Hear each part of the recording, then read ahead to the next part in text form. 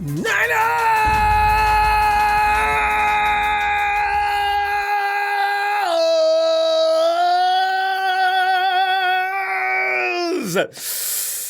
The legendary offseason continues, and we've already went through one phase. Free agency frenzy has now come to a close.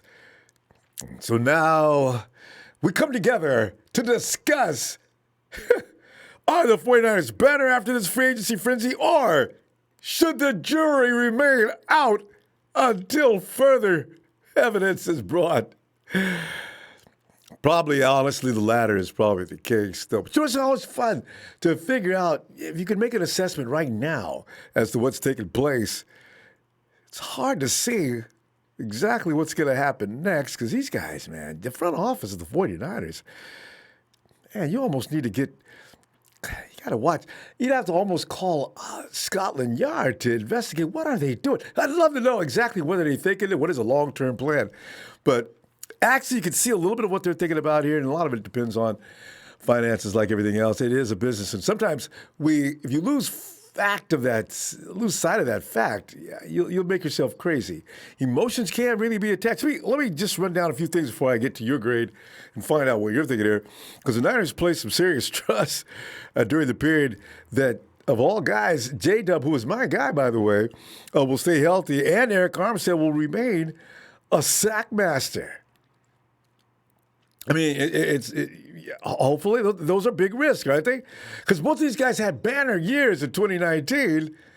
They had, well, I tell you, in between those two moves, they traded a rock-solid player, team captain, who was a sure thing when it comes to availability and production, Deforest Buckner. See, he's like the other side of the coin when it comes to Eric and Dub.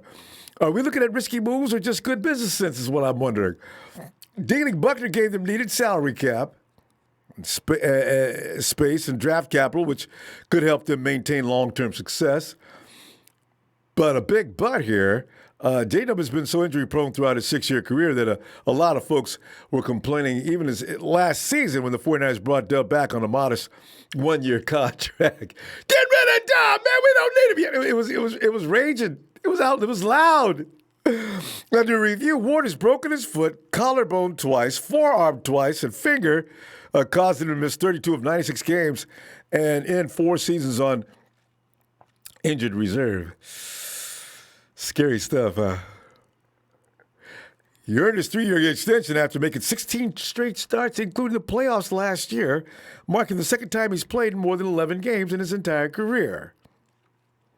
Thing is, though, it's like I've always said when people say, man, get rid of J-Dub, man. It was to get rid of him because he was, like, not available. Nobody ever said he couldn't play, especially me. I said, that guy ever stays healthy, my God, he'd be an asset. And he did. And he was good last year. He's on the field. He looked a lot like a first-round pick. In fact, you can't exactly say the same, though, for Armstead, which is kind of worrisome. Puma has had 9 sacks and missed 18 games, also because of injury. His first 4 seasons. Eric broke out in 2019, a contract year with a team-high 10 sacks while remaining an excellent run defender. He always had that ability. But analysts are pretty much believing his uptick is in the production had more to do with his massively upgraded supporting cast.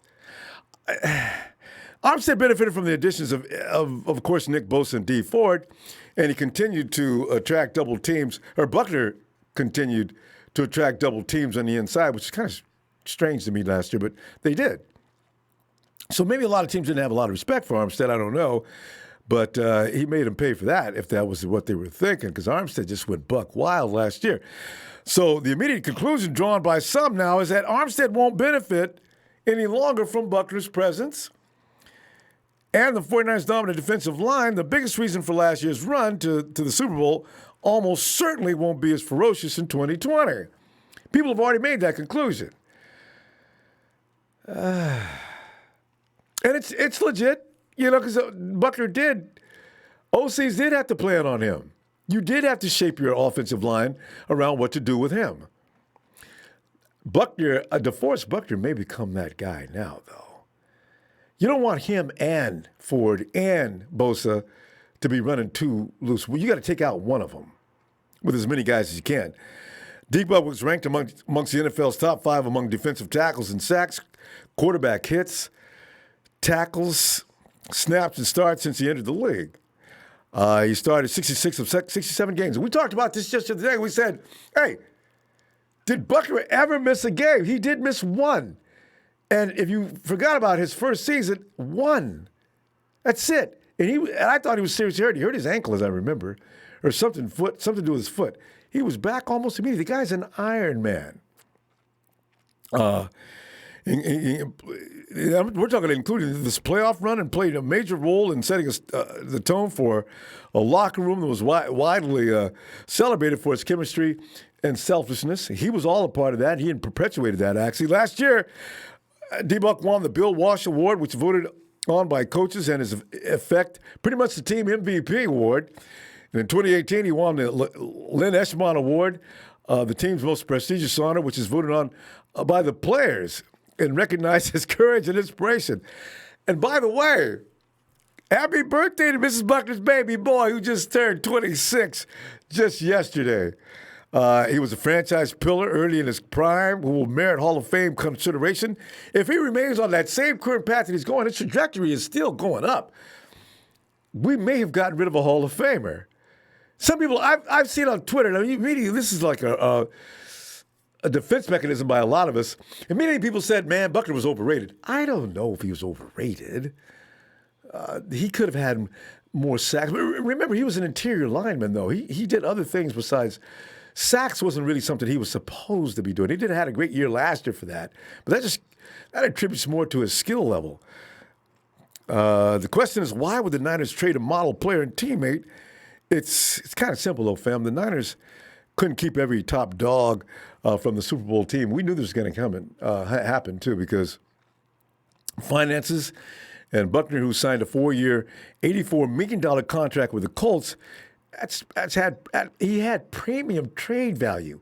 And I'm sure TNT appreciates that, too. Because a lot of players, I like TNT, they're not the only people like that. A lot of people think it's all about the business, do what you got to do. A lot of times these are risks and they're gambles, and they end up backfiring. Look at the Rams. But, of course, we're not on that. We can't draw a parallel with what the Rams have done, what the 49ers have done. The 49ers have made a lot of intelligent moves.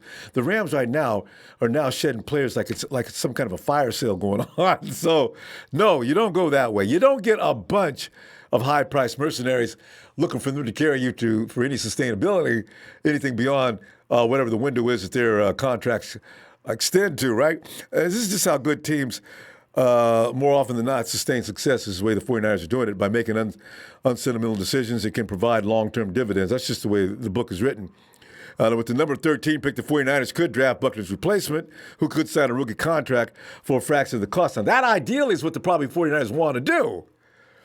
But you and I both know, and I saw somebody in the chat already say, I don't see anything in this draft that reminds you of Deforest Buckner. So, there we are. Maybe we got a guy on our staff, maybe by committee, DJ Jones. Who knows? Maybe Street is ready to go.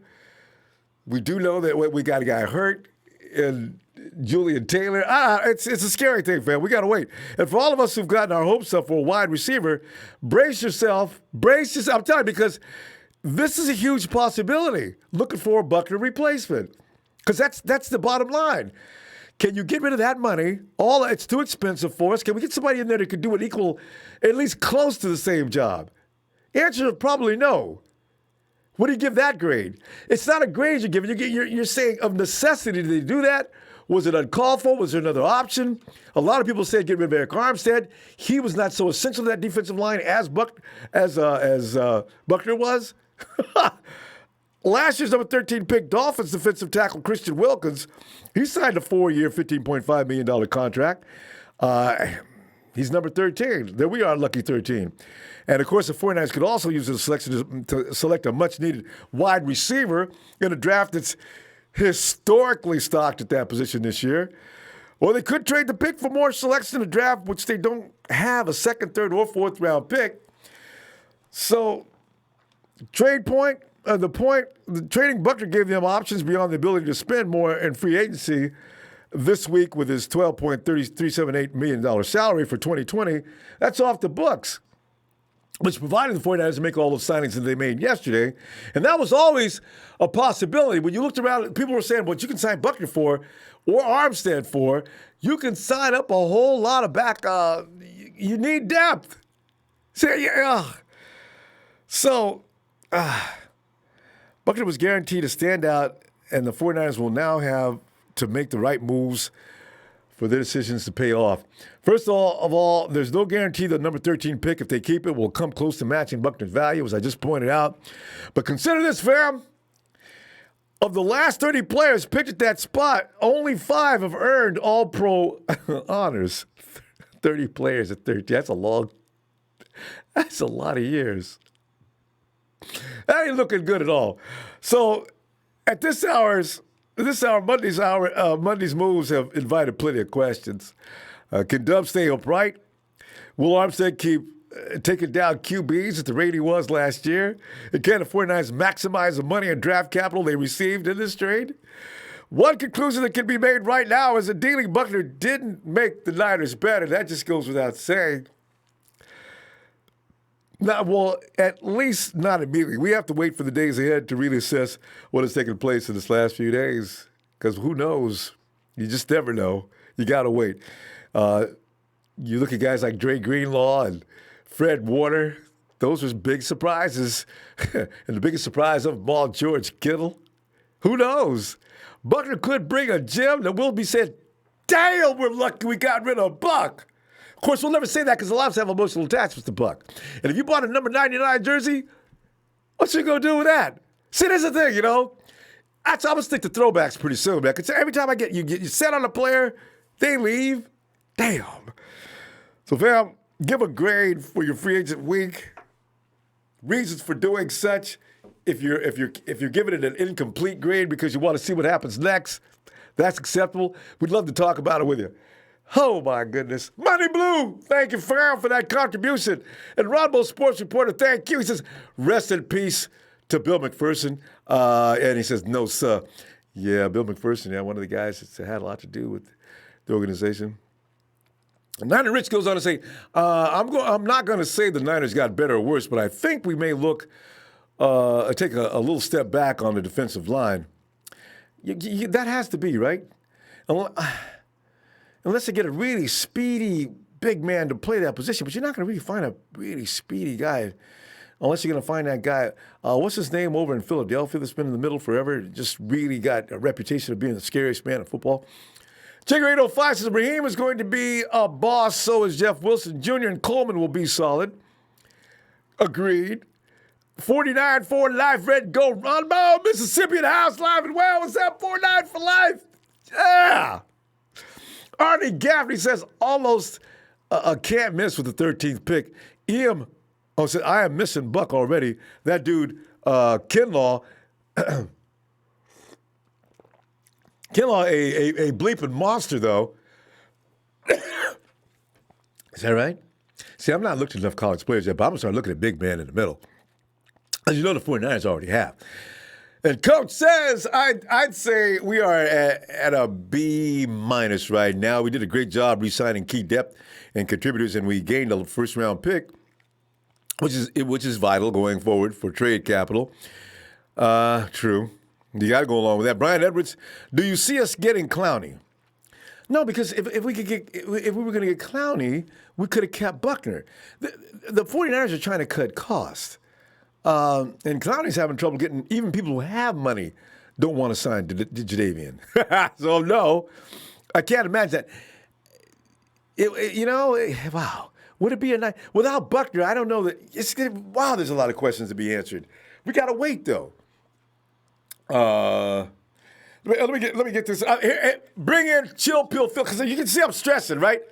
I'm not really stressing. I'm just, what does the future call? Phil, come on in, Phil. Hey, Ronbo. Well, Phil, a couple of points I want to make before we get started. Go ahead, and Phil, see if you get a better spot. You're breaking up. All right, I'm moving. Mm. Can you It's hear whatever me now? spot you're always in. Okay, go ahead.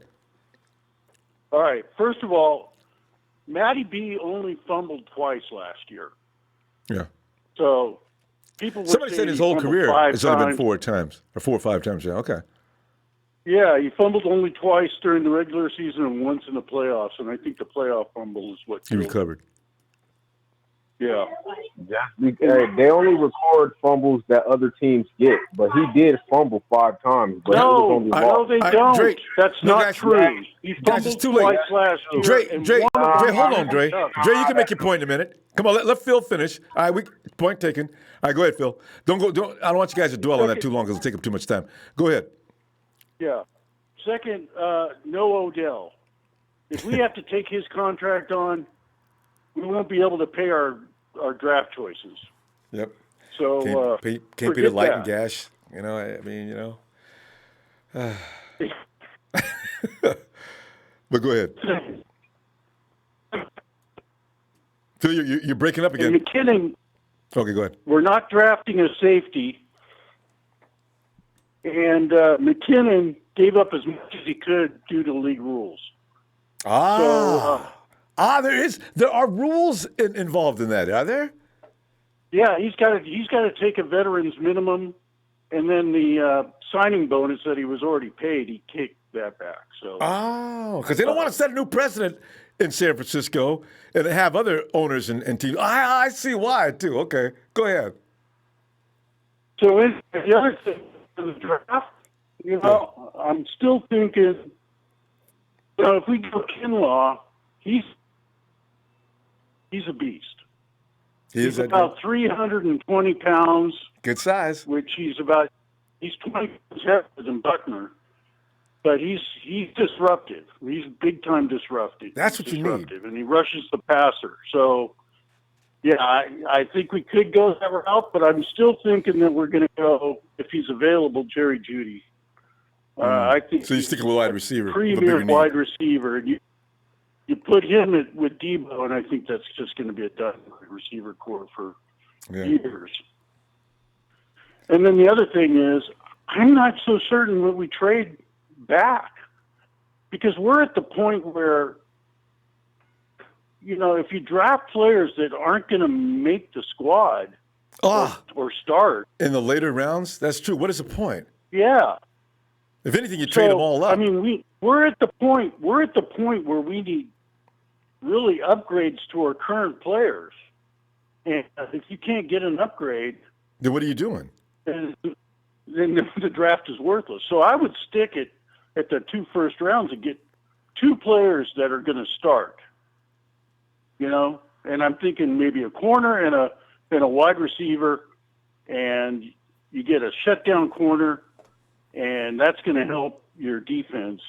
And we can fill in for Buckner at least for this year, because we've got players to do that.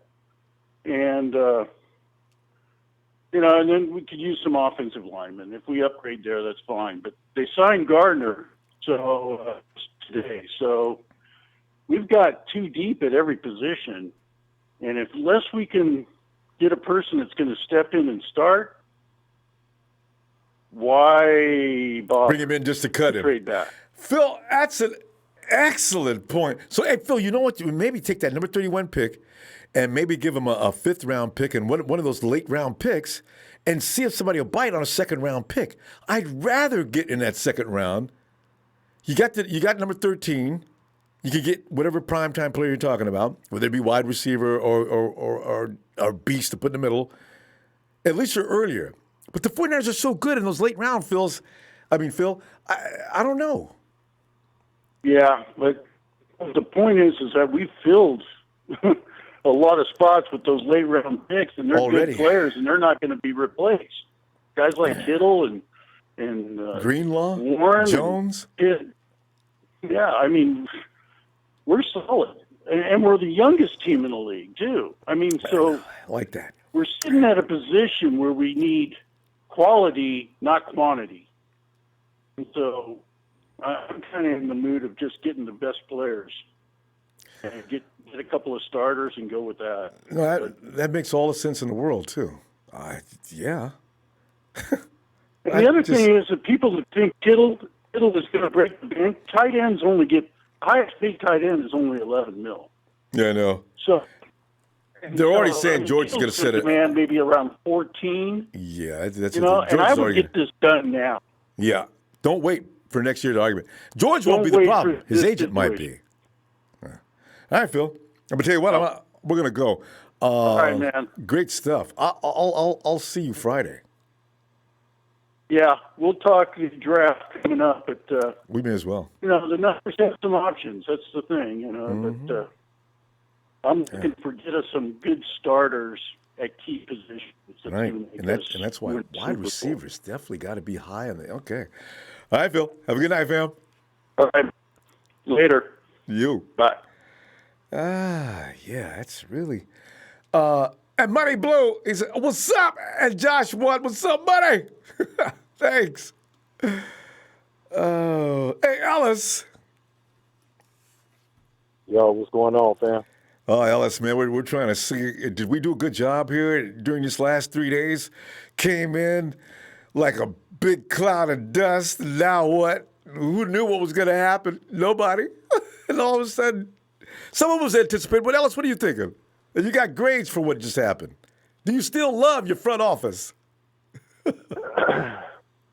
Yeah, no, absolutely. The front office, you know, still got love. You know, it's we can't. Everything's not going to go the way we expect it to and the way we want it to necessarily. That's just not the way it's set up, and it's a business. So we, you know, like a lot of us have said on here, the guys have said, man, you got to separate the emotions from it all. You know what I mean? And just be able to kind of take it with a grain of salt. Okay, this may have happened, but now we'll counter it with some positive, which we did get some positive thus far. So we got to, you know, be appreciative of that. I would say at this point, I would say a B minus, you know, a B, no more than. You know what I mean? Just because there's still some uncertainties as to what we're going to do, you know, with, I mean, it doesn't sound like we're going to be retaining Emmanuel Sanders. It looks like the Cowboys have been showing interest in him, and there's a couple of other teams, but it sounds like the Cowboys may be a spot for him. You know, they both mutually have shown interest. That's what I have been seeing over the last 24 hours. So we probably won't be getting him back. So it's more than likely, unless Kyle is completely confident and John are completely confident in our receiving core, that maybe we might, you know, still, you know, pick up a receiver in the draft. You know, I think that defensively we need to, you know, make sure that we have, that we're secure. You know what I mean? I think that's the most important thing. I'm not as concerned offensively about what we're going to do as I would say defensively, just because we want that to really be as stout and as you know, and stand out just as much as last year if we can help it. So, agreed. We do got some depth, man. So you know, but Ronnie's not going to be back right away. You know, we signed him to another year, but you know, and you know, of course, DJ's looking good, and then we still got, you know, Julian Taylor, and we still got, you know, Sheldon, and you know, some of the other guys that are on there, man. So they're going to have to step it up, and I wouldn't be shocked if we ended up getting somebody to replace, you know, Defoe, you know, to kind of counter that potential blow. Nothing can comp for the twin towers. You know, the Eric and you know, and Defoe. Those they scared the shit out of all of the quarterbacks that we were up against because they were just too big. They're huge, huge trees too moving at a fast pace. Plug up gaps just by the length alone. Yes. Yeah, you can take up 2 gaps alone each. You know what I mean? So, but you know, we'll have to, you know, make up for that in other ways. And I, you know, I'm confident in what our staff will be able to, you know, coach our guys up, and then also be able to, you know, add and acquire. Jadeveon Clowney looks like he might be going to the Cowboys as well. They're showing interest in him, you know. So the Cowboys are stacking up right now. I saw that was it Bruce Irvin is going back to Seattle, you know, to reunite with them. Interesting. And there's a couple of teams that are moving around, and you know, Seattle had a lot of cap. They had a lot of money, so I wonder what the hell they're going to do.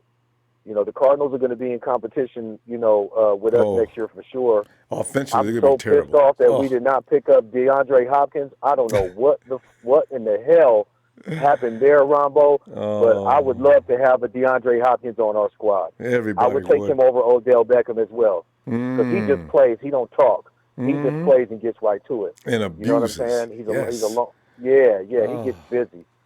So man. what do you think, fam? I agree with What do you think? everything you said. And also, I figure I'm trying to understand how the Cowboys have a lot of money, apparently. I don't know how they're doing this. You franchise tag Dak, you pay Zeke an incredible amount of money, you now play Amari Cooper a lot of money. How do you take Clowney, too? I guess you do try to negotiate with some of these people. I don't even know who we could go out and negotiate a high-priced player. Like somebody said OBJ, but somebody else also said you can't afford him. Here's the thing. We're at the department store with no money. So I don't know what we're doing there. Exactly. So all we can do is sit back and keep the house as it is. But we're a Super Bowl team, Ellis. It's not like we need to go out and get a whole lot of things. Picking up a lot of sexy picks, these bring people in that might get cut or can't beat out this guy that's already in position. You know? So I guess we're doing the right thing. Yeah, we got to stay locked in. We got to just be positive. I still think we're gonna keep. I definitely feel like we're still gonna keep that 13. I don't think we're gonna try to go until later round. I think that we wanted to get into the early first round so that we could at least be able to, have a nice chess piece in case we do decide that's a Viable large, Yeah. yeah. So, but the 31st pick is gonna go. If we want to get in that second round, we should get like a second and a fourth for that 31st. And That'd be not it. worry about the secondary. I think we got the guys we need. So much to think about. Ellis, I will be back. We're probably going to be talking a lot of draft between now and draft night. So I'm going to see you Friday.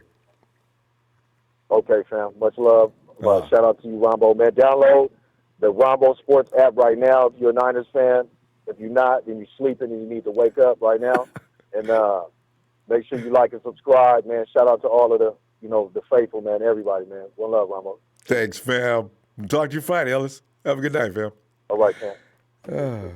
Yes, Ellis is I love observations. We always make Phil's observation made a lot of sense. Ellis, of course, made a lot of sense. Anything you can think of now almost makes a lot of sense, except for going for high-priced players. It's just not. It's not on the menu. We just can't do it. Somebody said that since Aaron Donald is so pissed off about Brockers leaving, that he's not wanting to be a Ram anymore. So go get it. Go get Donald.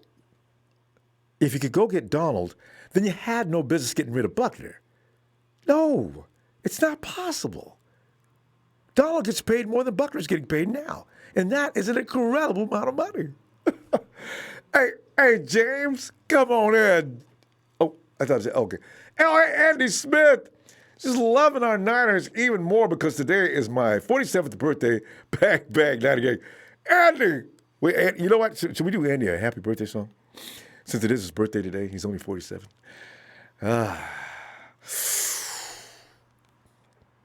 Happy birthday to Andy. Happy Niners birthday, Andy. Ooh la la. Happy Niners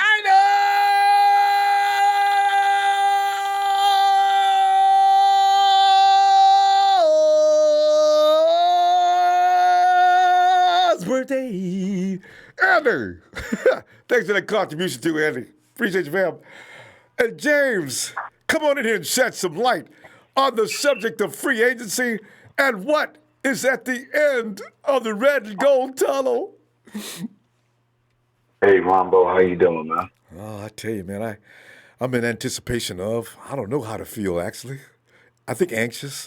That's a good, anxious.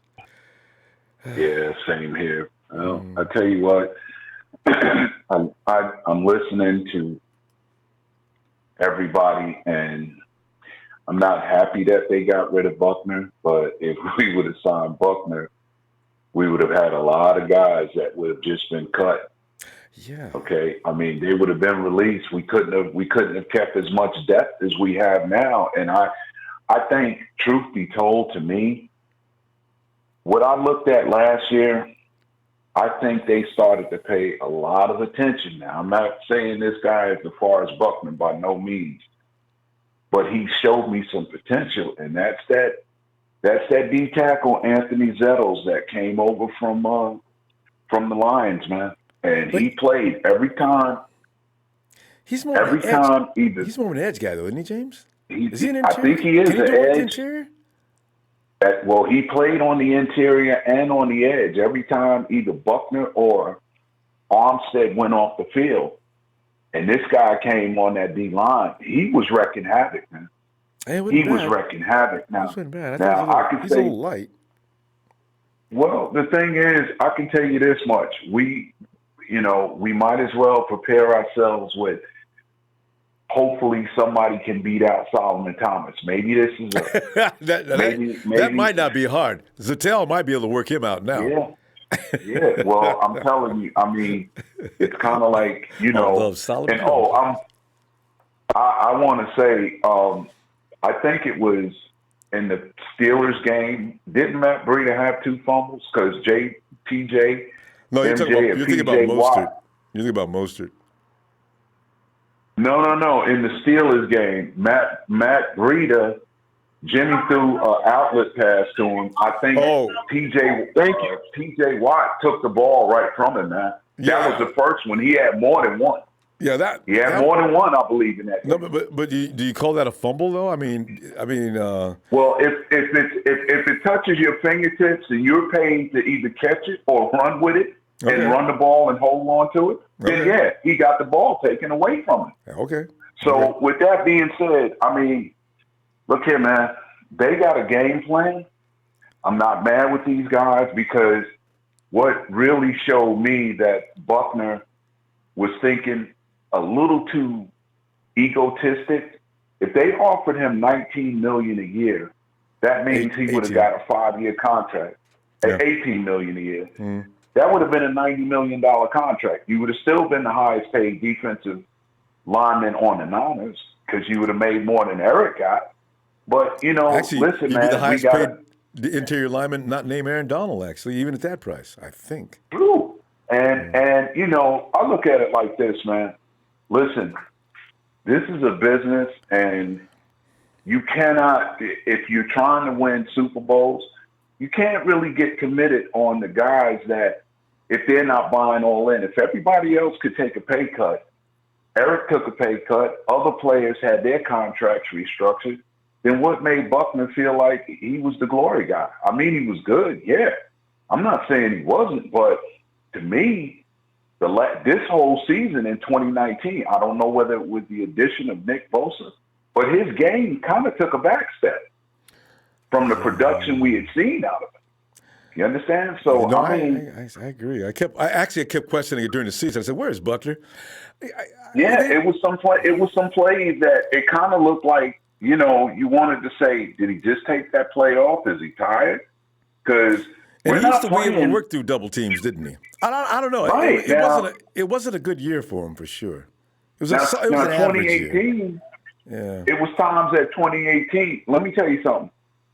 They played double the amount of snaps they played. In 2018, they played double the amount of snaps defensively than they did in 2019.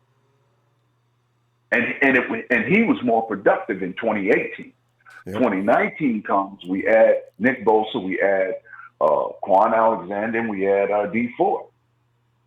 But, it's like they got a game plan of some kind, and I really do think it's going to work because they got a rotation of people, of players that somebody is going to rise up. And nothing for nothing, I'm going to say this much. I think they moved Solomon around too much because right there in that interior, he showed a lot of promise at times. Not all the time. Well, James, I tell you, we got to stop. But Solomon's going to get a huge chance, and maybe Buckner leaving may give him some inspiration to step it up. So we'll find out. All right. We'll find out. But right, man, it is what it is. But thank you for what you do, Ronbo. 9 for life. Have a great evening. All right, fam. See you Friday. There's James. Yeah, it's a nice spin, I think. And Dre, come on in, Dre. Okay. Let me put this to rest, bro, because it's kind of irritating that people think I get on here and I make shit up, man. So look, in the Steelers game, on the first drive of the game, we're driving up the field. What happened? Matt Breida fumbles. Okay. Up, On the third drive of the game, we're driving up the field. What happens? Jimmy Garoppolo throws a damn screen pass, and it tips right off of Matt Breida's hands into T.J. Watt's hand. Okay. Then, if you go on the internet and if you want to really search this out, Phil, I don't know what type of wacky tobacco he's smoking or what he's drinking tonight, because Uncle Phil like to have him a sit. But Matt Breida had 2 fumbles in the Falcons game alone. So you're talking about 2 fumbles? No. Go to the internet, type in Matt Breida's bad game, December 19th, 2019, against the Falcons. They only count on the stat sheet. They only count a fumble if it is turned over into the defender's hand. Okay. He had 2 in that game. He had 4 carries for 11 yards, and he had 2 fumbles. One was with the other team. The other one was recovered by George Kittle, okay? Then in the Rams game, he fumbled again, but luckily they went to the damn replay, and his knee was down. Bro, I don't got to get on here and lie about a motherfucking thing. Don't come on here with the weird shit and try to say I'm getting on here and lying on somebody's name, because I ain't got to do that, bro. That's not part of my integrity. So let's get that straight. So, Phil, when you try to come on here and say some shit about Dre, you need to have your facts straight or put that bottle down. Period, point blank. The boy was fumbling all throughout the season, bro. So don't. It wasn't something that happened in the beginning and he got better and it stopped towards the end, like KD had them drops in Seattle and it got better and he didn't have no more for the rest. It wasn't like that. The dude did the shit throughout the season. So bro, miss me with the bullshit. Period, point blank. Now let's get back to football. Please. Let's get back to football. All right. Dre, go. Now, as we were talking the last 3 days. All right, go ahead. Yeah, exactly, bro. But so I just wanted to spit something out there. Now, the money has been kind of ran through. We got $14 million left in cap space. Now, what's going to happen is we're going to have to set at least $6 to $7 million to the side for the rookies that we signed. Okay, so that means we have about $5, maybe $6 million in cap space. There's one player that I think that we could sign at interior defensive line, and people are probably not going to like it, but I don't care. I'm trying to get better. And I think that's Ndamukong Suh. And that's because Ndamukong Suh, he had his best years with Chris Kaserik. And if you go to any of Ndamukong Suh's interviews, his favorite defensive line coach was Chris Kaserik. And he was pissed when Chris Kaserik left. And he ended up getting traded to the Dolphins because the whole defense scheme changed and his numbers went down. Ndamukong Suh is a dog. He don't care about feelings. He's just about getting out there on the field, and he's going to put in work.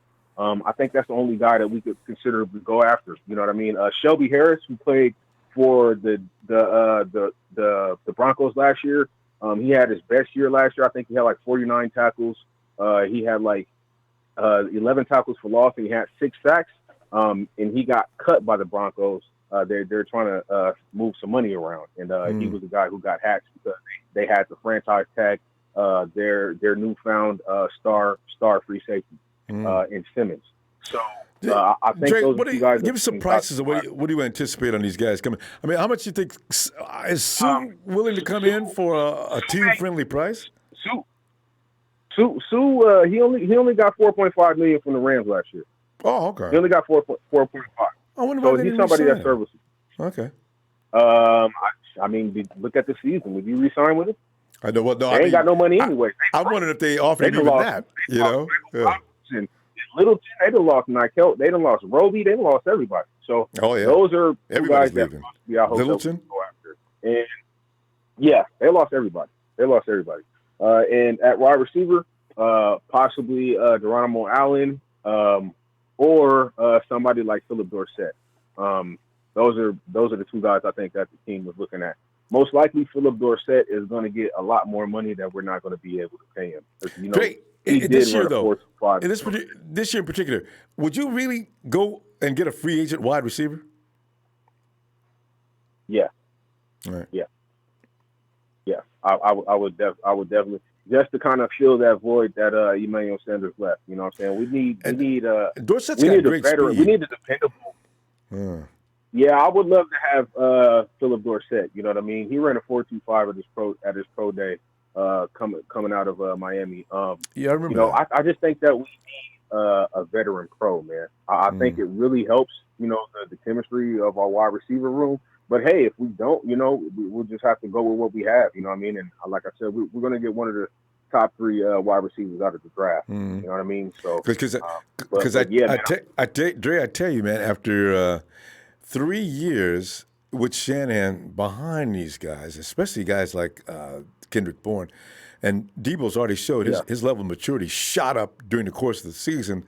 If Trent Taylor comes back, you got a pretty good trio right there. That's the thing, though, man. We can't.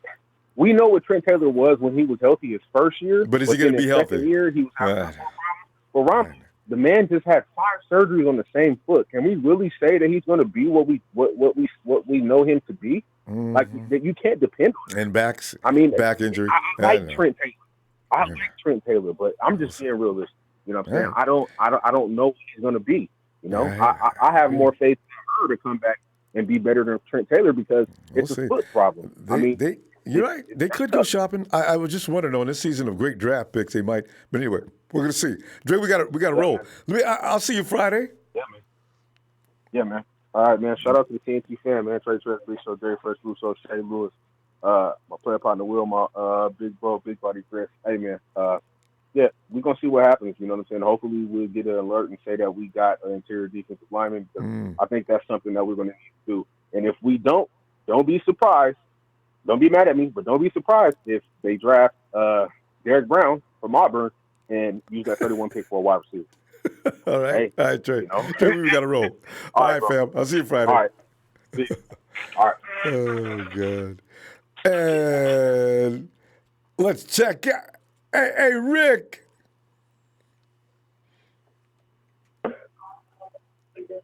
Sir, what's good?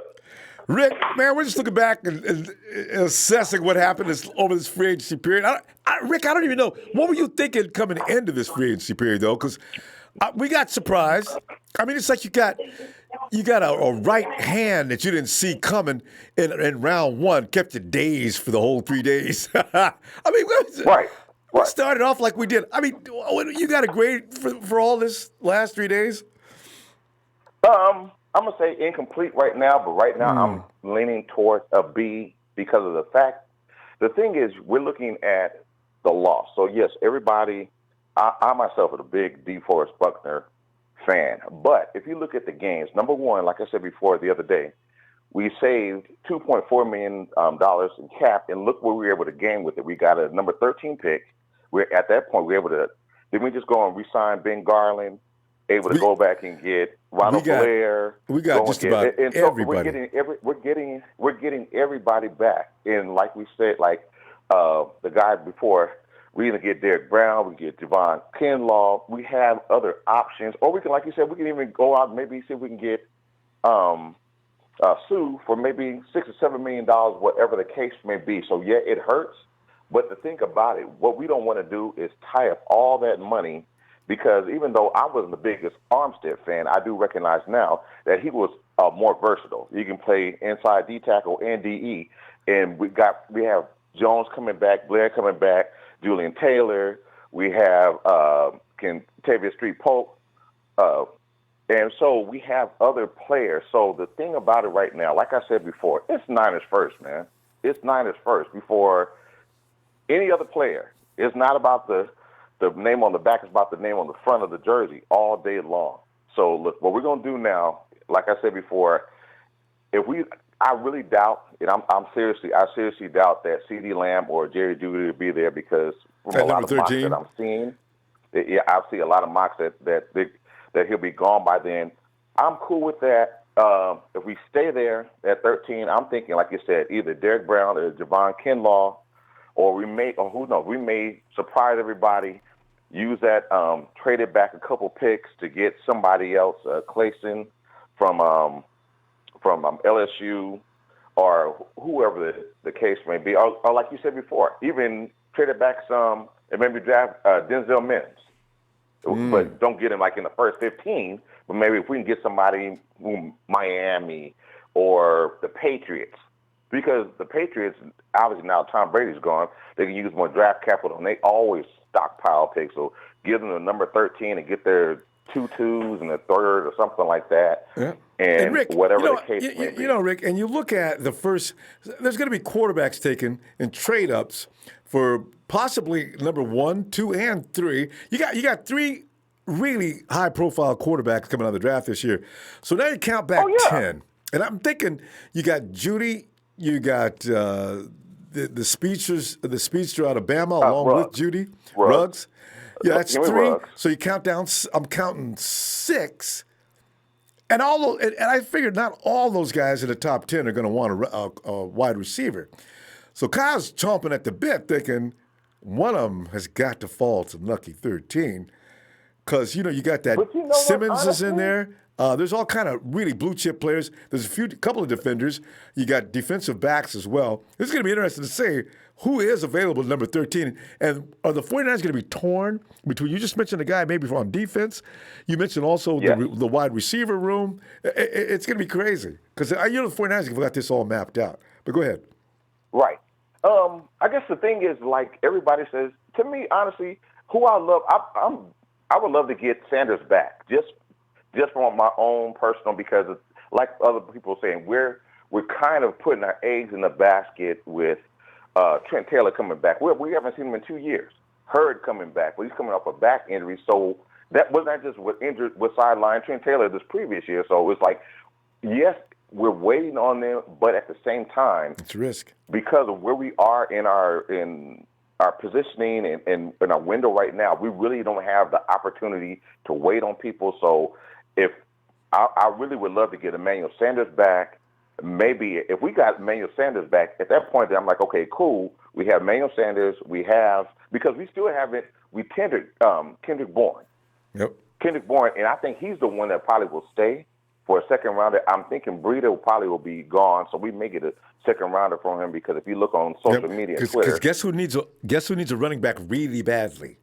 And who? Tampa Bay and Tom Brady. LA Rams. The LA Rams. The Rams, and Tampa Bay. Yeah. Tampa Bay. Yeah. Tampa Bay. The Rams, I can't imagine them taking Brady, but I could see Tampa Bay doing it. Yeah, because the thing is, they really don't have anybody. Ronald Jones and the other ones, they're not who they are. But the thing about it is, right now, Ronbo, is much like I said before, Deforest, it hurt a little bit, but you never know, because the one thing about us, with Ben Garland coming back, then we get Brunskill in school to maybe step into the guard spot, maybe let Garland take over that Brunskill's definitely take a person now, out. because because the thing about it right now, the other player that we're not, we don't know what the time span is on Western Richburg. We don't know if he's going to be back healthy, because the report's out that he'll be available. Well, it's not going to be the off-season training, but the report now is he will be back in time for training camp.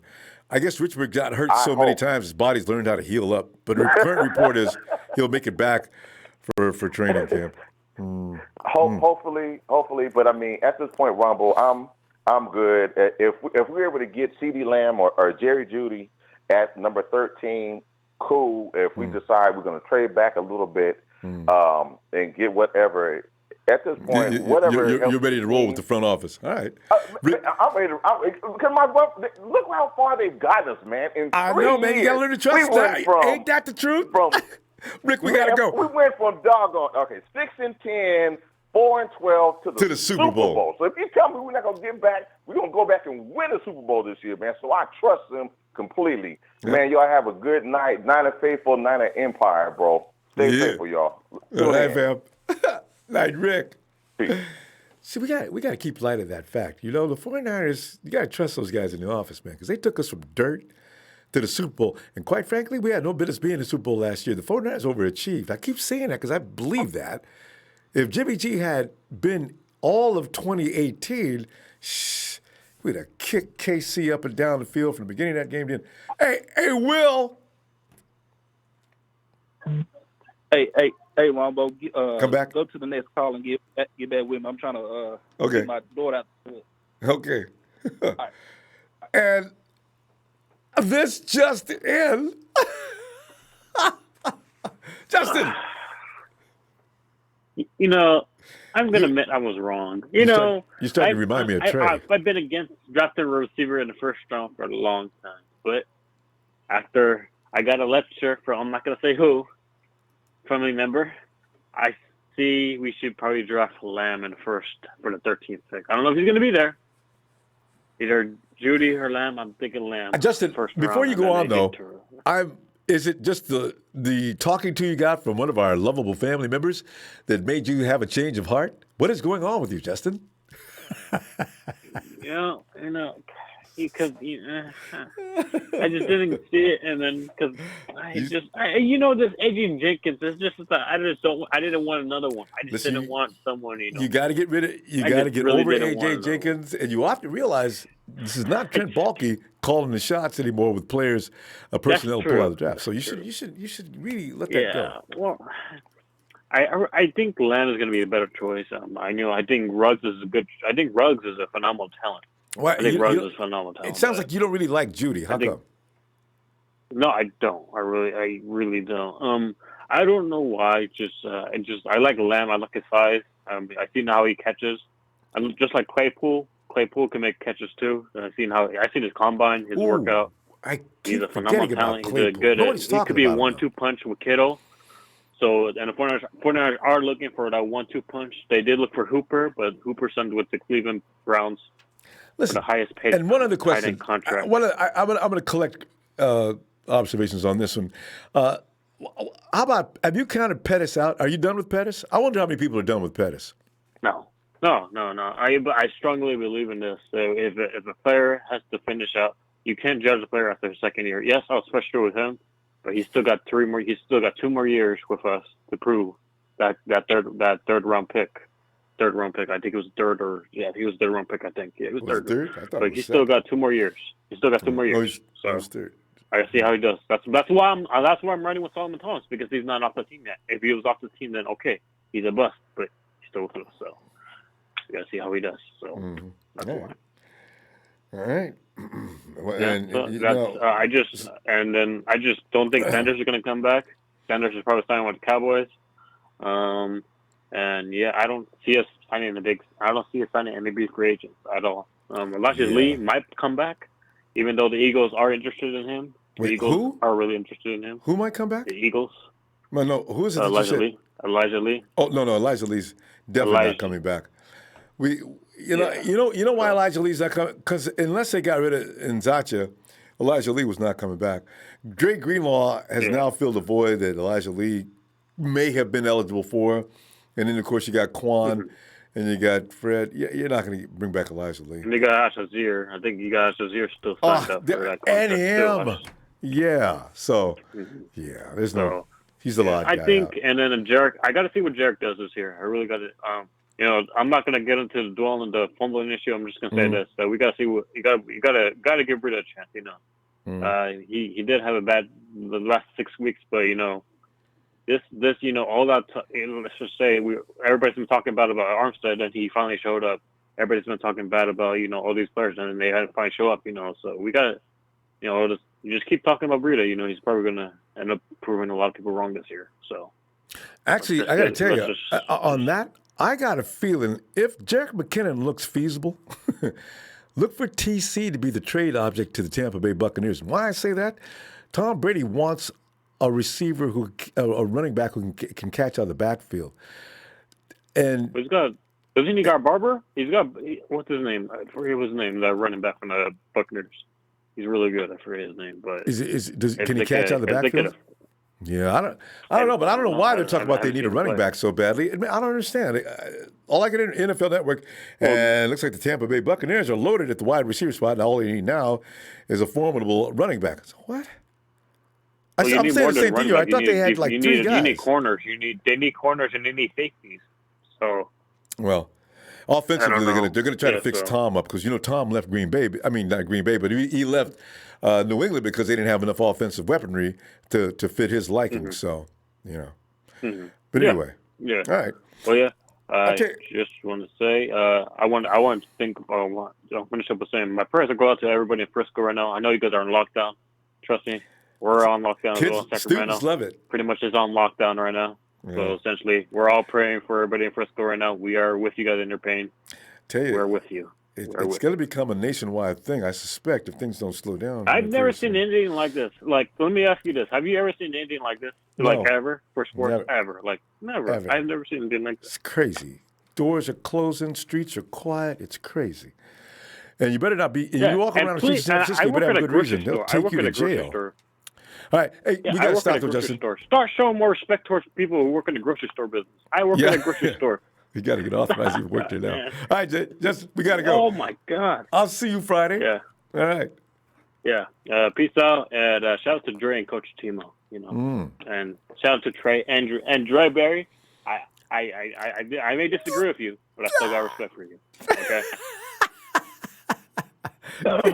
You guys work that out. All right, we're gone. See you later.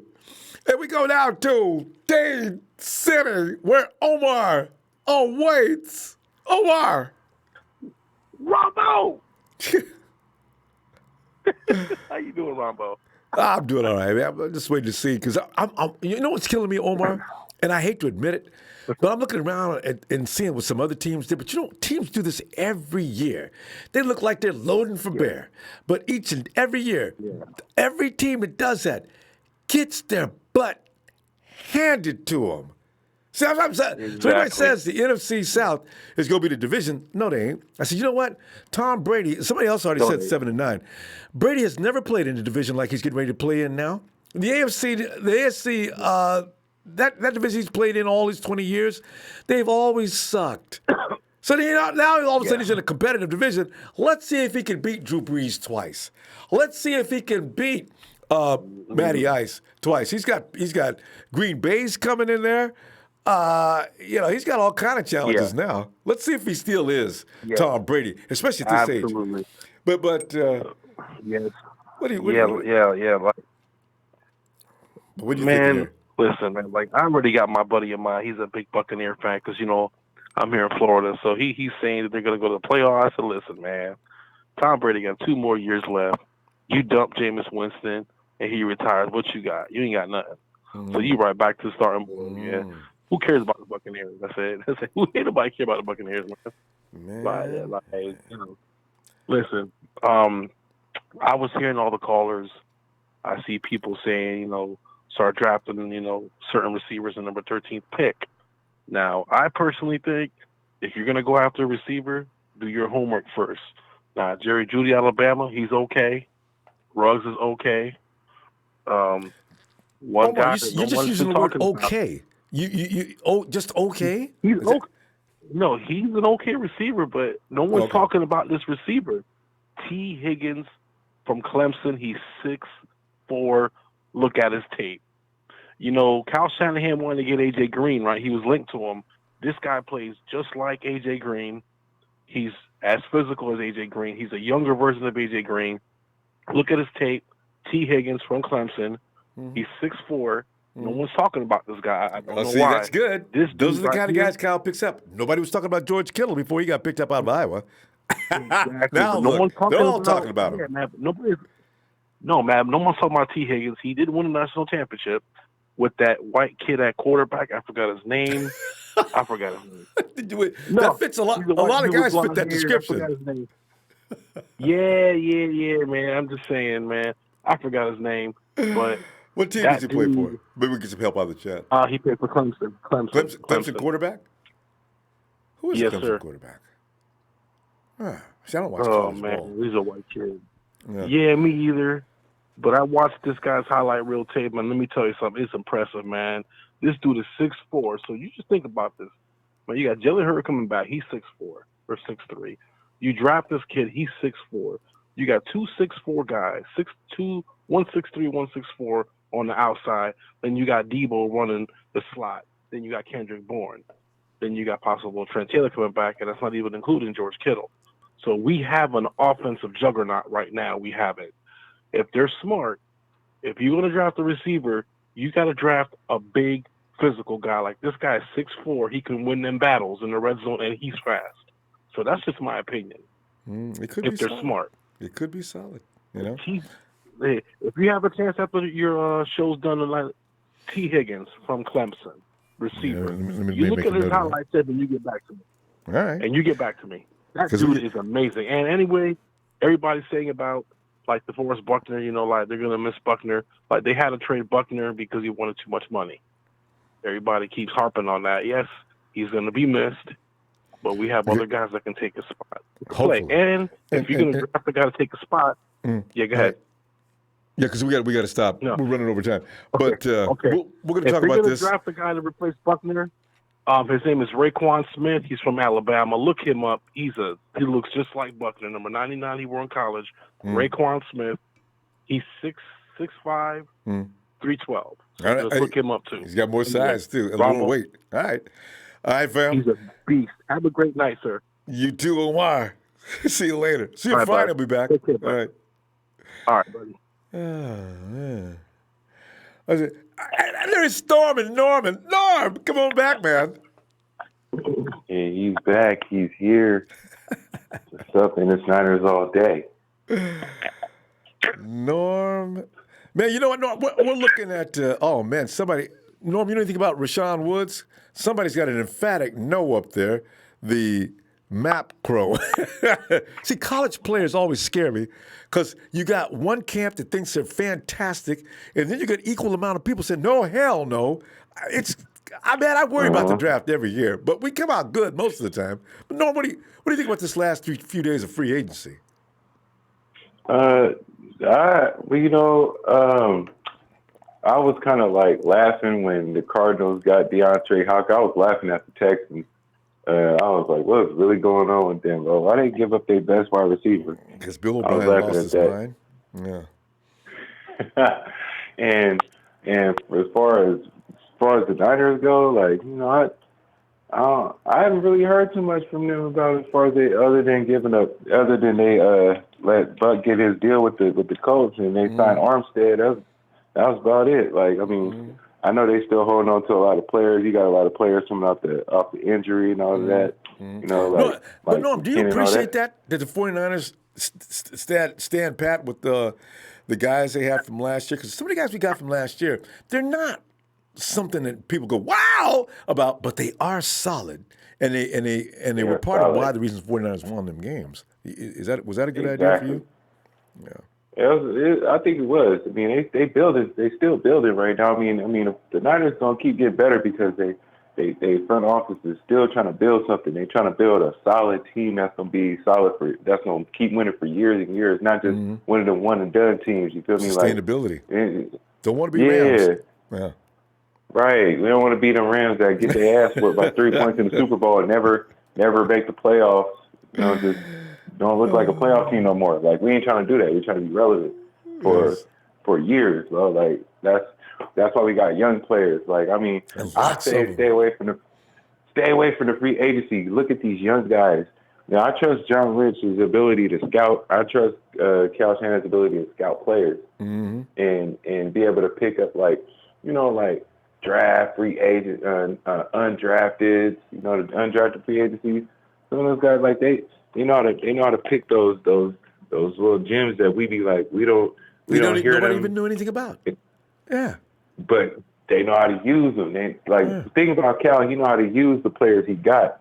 You know what I'm saying? Like, so so for me, I'm like, I don't want no superstar player.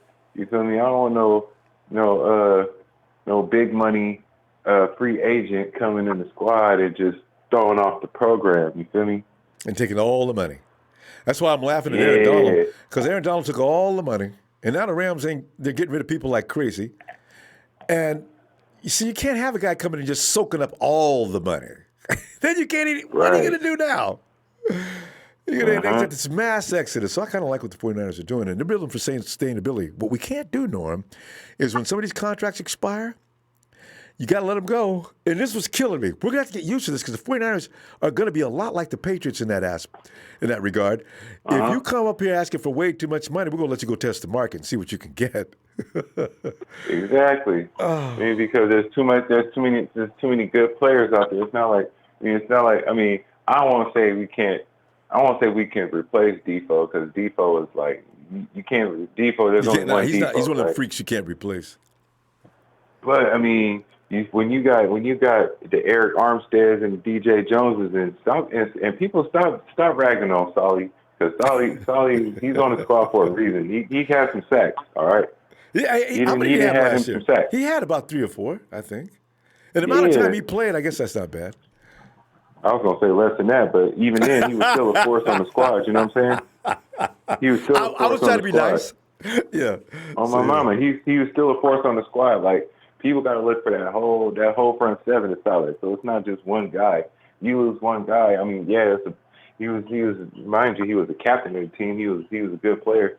But I mean, you still got you still have those other 6 guys, and I'm sure that next guy that comes in, whether it be DJ Jones or somebody else, I mean, you still got a solid front seven right there.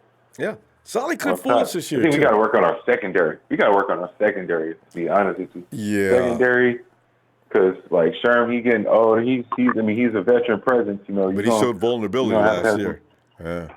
Yeah, on mamas, because I mean that's how it is. He's been in the game for too long, so that's how it goes. You know what I'm saying? But we go, man. This team finna be all right. I think so. And Norm, we gonna be a 10-win, huh? No, and remember, just like the Patriots, I think in the next couple of years, the 49ers are going to ring hunters, some of the best in the league that are leaving their teams, and just right at still the end of the peak. Those are the guys you get into a club like the 49ers if they're continuing to be reliable. And I think we got a pretty concrete situation going on in San Francisco from here. You don't have to worry about re-signing guys for huge money. But anyway. Yeah, no superstars. Yeah.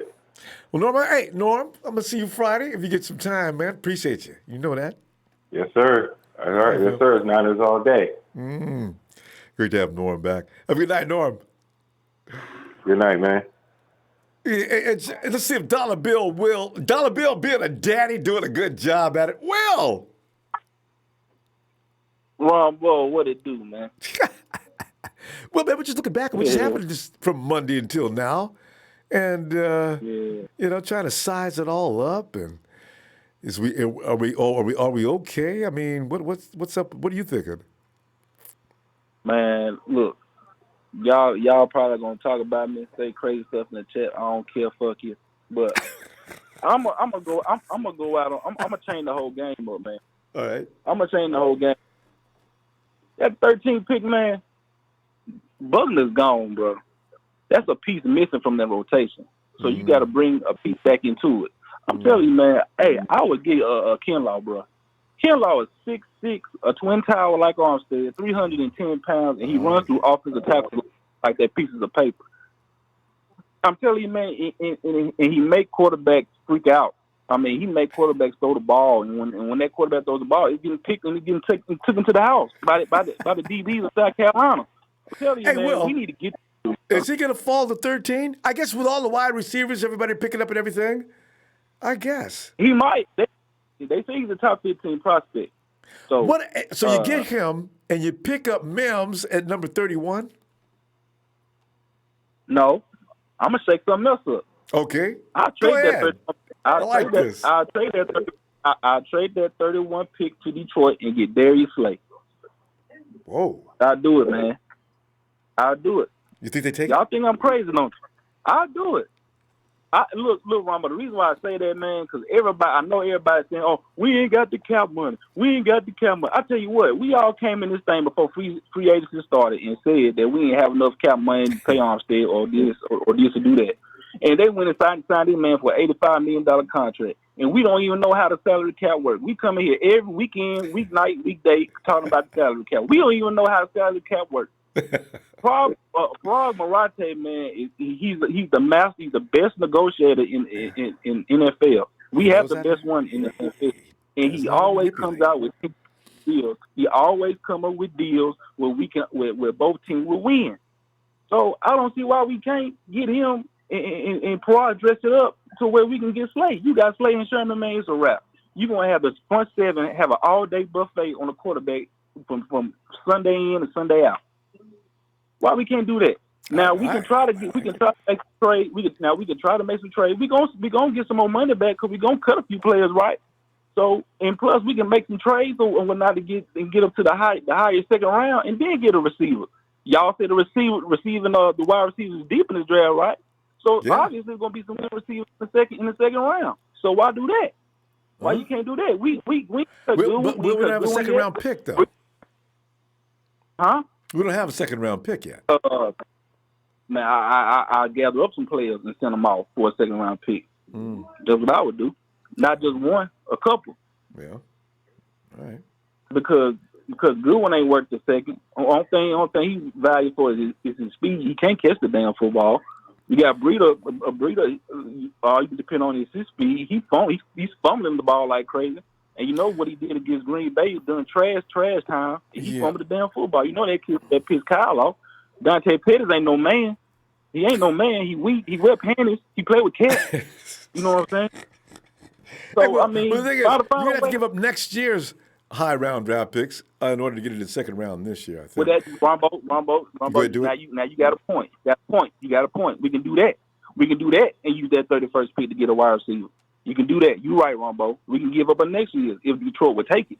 But I would push for Slay, man. I'm telling you, you get Slay and Sherman on the secondary, man. I'm telling you, it's going to be a wrap. You get Mosley to groom up for one more year, and then when Sherman gone, you can put Mosley on that side. Witherspoon ain't gonna do a damn thing. Bring him on. Trey. I mean, Trey's actually from TNT. So was Bring Trey on in, man. I know Trey. It must be finally. Trey, what do you find? And I do mean finally. My brother Will is absolutely right. And I couldn't wait. I couldn't hold it. The problem is with what my brother's saying is that Ken Law's not going to be there. I just don't think he's going to be there. I think that he's an Aaron Donald. I think he's an Aaron Donald type guy. I think that it's going to be hard for him to get past, 11, 12. So the first three spots are quarterbacks, 4. Man, who's going to be the fourth guy? The wide receivers deep, though, man. The wide receivers are deep. I'm telling you, deep, man. It's going to be some team going some receivers now. I'm trying to tell you. Look at our defense. They're going to be gunning for us, man. These folks going to want receivers, man. I think we'll have a shot at getting them. That's just my opinion. I think that Will is on the right track. I think he's on the right track replacing Defoe, but I think that he's going to be gone. And partner, what we have to do, brother Ronbo, how you doing, man? I'm sorry. I'm doing all right. I apologize. We're gonna have to overlap this, but listen, start Trey's time now, and we're gonna just mix it together. All right, and this way we'll keep it locked up. So whoever was next, all right, go ahead, Trey. All right, take it away, man. I'm going. All right, Ronbo, I'll holler at you, man. I'm gone. All right, man. Have a good night. Shout out to my brother Will. I think that he was dropping dimes. I think that if I thought Kinlaw would be there, I think that would be good, brother Ronbo. But how you doing, sir? You doing all right tonight? I'm a little worried. As I mentioned, I'm feeling a weird feeling, Trey. It's like all of a sudden I don't know how to feel. Mm-hmm. I'm liking what I see, but I'm looking at other teams. I want the sexy pick, Ronbo. I want the sexy pick. Everybody wants the sexy pick. Everybody wants the wide receiver. But I think brother Will is he's on track. This is how we win football games. This is how you win championships with the line of scrimmage. I might even be a little bit more extreme than him and say I think Kinlaw might end up being, as a pro, a better pass rusher than Defoe was. Defoe's, he's good at the blocks, but he likes to hang. Those long arms get caught up a lot with blockers sometimes. True, but this isn't about that though, because he's a great player and there'll be no dirt put on his name. But what I do think is more of a realistic option if we're not gonna go receiver. I think the most realistic option that we have to even look at that nobody's talking about is that right guard position. It's unacceptable. I know. Mike Person on a Super Bowl team we went bargain basement shopping for right guards, pulled him off of Atlanta's trash heap, and then wondered why he was getting tossed around like a rag doll in the Super Bowl. I know. We fooled ourselves. And Kyle did a great job. Shout out to Kyle. That mascara, that lipstick on that pick, woo, that is looking real good. I wish That is Weston looking Richburg real could, good, and but if Weston Richburg's going to get hurt, you can he know, get hurt at the beginning of the season and make sure he's back for the latter I part of the season? mean, but Good Lord. we need to look at offensive line. There are a couple of prospects that can kick inside the guard. Tristan Wirfs being one of them. I don't know if he'll last. I hope he does. Yeah. In my scenario, if a certain amount of quarterbacks go, I think you see 4 quarterbacks in the top 10. Remember I said Tua's that. going. That pushes a lot of players back. Bad leg. Tua's gone. I think Yeah. Herbert goes, and I think even Jordan Love goes. Think about this: the Right. Chargers Burrows couldn't have played their hand even more. The Chargers couldn't have played their hand even more, Ronbo, by saying that we're sticking with Tyrod Taylor for 2000. Okay, yeah, sure you are. Sure you are. So you're going to take a quarterback. So we may be able to catch a player. You know, we're not going to do it long, Ronbo. We're going to do it strong tonight. I know the lines is hot, and you know, I took a little bit of my brother's time. You know, I appreciate him for letting me come in. Yeah. And I would only do it for another TNT brother because he was making some hot points. But I don't know if he'll be there. But yeah, and Henry Ruggs, the Rocket, Rocket Ruggs. He is so on Kyle's menu. You know it. I don't even know how you could be against that unless you just told me that you don't think he's going to be there. He needs speed. I said this in the chat, Ronbo. I said this in the chat, Ronbo, and I mean this. And I'm going to leave after this point, but I mean this. He does everything that Debo did for us last year, but a little bit better. And by that I mean likely faster. Debo takes those handoffs, and it's a big place, 40, 50 yards. I know. But he's getting tackled. It's gonna be a first down right after that. You let Henry Ruggs get one of these end arounds with Juice blocking it in the if he gets around that corner. Kittle good blocking. Night. I'm out of here, Rombo. I'm out. Speaking of good night, I'll talk to you tomorrow or whenever you're back. Be back Friday. Good night. Good stuff, Trey. Yes, right. sir. Night, I appreciate you, sir. Yeah, yes, love sir. you back. All right. All right. Here's Trey making him some great points. And I know you piggybacked on what Will was saying. And Will's, I mentioned that earlier. I said the option is there. And the 49ers want to go ahead. If it's going to be, and wait, family, to come 13, we're going to see some names still left on the board. But oh, my God. Ruggs is still on the clock. Kinlaw still on the clock. Judy is still available. And we're going to be, can you see it? What are they going to do? Boom. And the 49ers are on the clock. Oh, hey, Jay. Yes, Rambo. Yes. Thank you. Jay, our imaginations are starting to run wild. Oh, man, they going crazy on here, man. I don't know what they over here talking about. Oh, it's just killing me over here. You got to counterpoint, don't you? Yeah. Go ahead.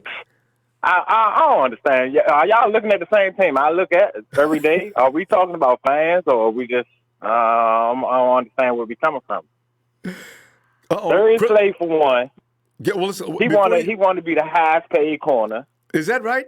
Well, listen, wait, check this out, Jay. Yeah. Crystal Brown has just chimed in and says Raiders are also aiming at Slay. Crystal, thanks for that contribution as well. Darius Slay, we're not gonna get Darius Slay. Trust me. If we get any free agents, any trades, anything, they're gonna be, bargains. Yeah, he's not gonna last. We're gonna get We're gonna get the last people, the vets who just want to win the Super Bowl. That's it. We're gonna take a discount. That's it. We ain't getting none of these high praise. Look, we traded a third and fourth to get Emmanuel because Kyle ain't trust the receivers he had on his team. So now we're not bringing Emmanuel back. What makes y'all think that Kyle is not going to come out here and get the best? What's the weakest link on our team? Our offensive line is decent.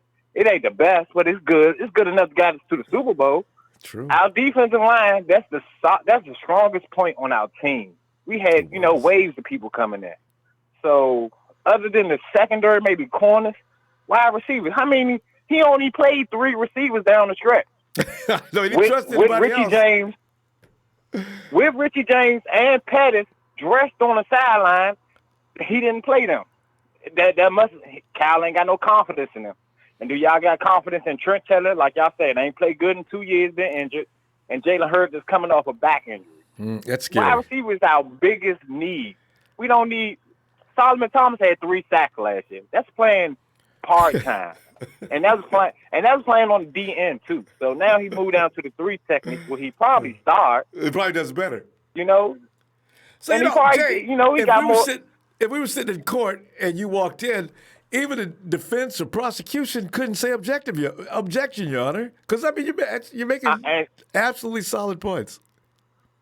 Because I don't understand what they're looking at. And T. Higgins, like, really? T. Higgins? Everybody else, the top 3 wide receivers in the draft is okay. But then you're going to pick T. Higgins out of all the receivers and say he's a stud? I mean, he's good. He's okay. But he ain't the top. Come on now. Be for real. Don't watch the highlights. Watch college football on Saturdays. That's Does he get stopped? You need to. That's a good point too. Because if the cornerbacks and DBs are keeping him under control, he's going to be kept under control in the NFL as well. He make good contested catches. That's what he do. You know what I mean? Because he's 6'4", he's tall, and he got a little quickness, but he ain't Cal type. Yeah, Kyle you got to be able to run routes. Got that. Oh, yeah, definitely. We already got that in Jalen Hurts, that the height and that size that go up and can make some contested catches if he come back healthy. But that 13th pick, we ain't get no D lineman. We gonna get a receiver with that. And everybody keep talking about trade that 31st pick back. Yeah. For what? To pick up a 4th round pick? To pick up a 5th round pick? No, please. Anything but a 5th round pick. Sense. We got too many 5th round picks now. That's what I'm saying. It don't make. What are you trading back for? You get the best talent available. You know what I mean? And then we get that 5th year option. Whoever we get in that with the 31st pick. So it's like, why are you trading back? That's what Phil says. So you can bring in guys that are going to beat guys out. You want to upgrade, so you don't need to be reaching back too far. Get the best talent available and see if they can compete with some of the people we need to beat out or something. Excellent point again. That's.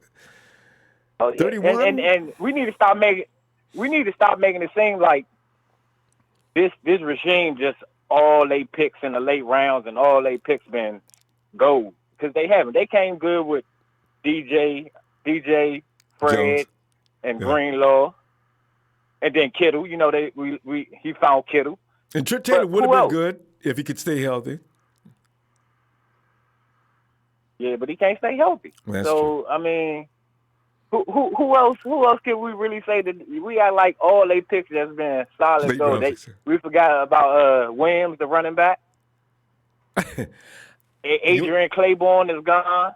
Jay, you're so funny because the earlier round picks have been bigger fails than the late round picks. I honestly, it's pretty funny because you look at Reuben Foster, you look at Solomon Thomas. Solomon Thomas is not really a fail, but he's not what he should have been. If you're number 3 pick, which particularly could have been number 2 pick, and then you look at Dante Pettis, who's struggling mightily.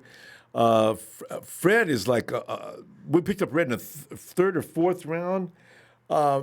Solid. Like that. It seems like they do their best work after the 2nd round. Yeah, they did, except for Debo. Debo was only 2nd round. They came through because Pettis was the other 2nd round. Yeah. So they're really... it's time for us to get a superstar receiver. We ain't got no receivers. We got KB and Debo. That's the only 2 people Cal trusts on the team. We can really depend on. Unless y'all see somebody else that Cal trusts on the team, I ain't saying that I like. I'm saying that I see what our coach like. Yeah. Can y'all name one? No, we're going to save this for Friday. It would take a while to come up with that, but several people. If you see that, if you hit that on the chat, give me somebody other than Debo and also, of course, KB, and help out Jay. All right, Jay, we're going to go, and I'm going to look for you Friday. Good stuff. Solid argument. Are you okay?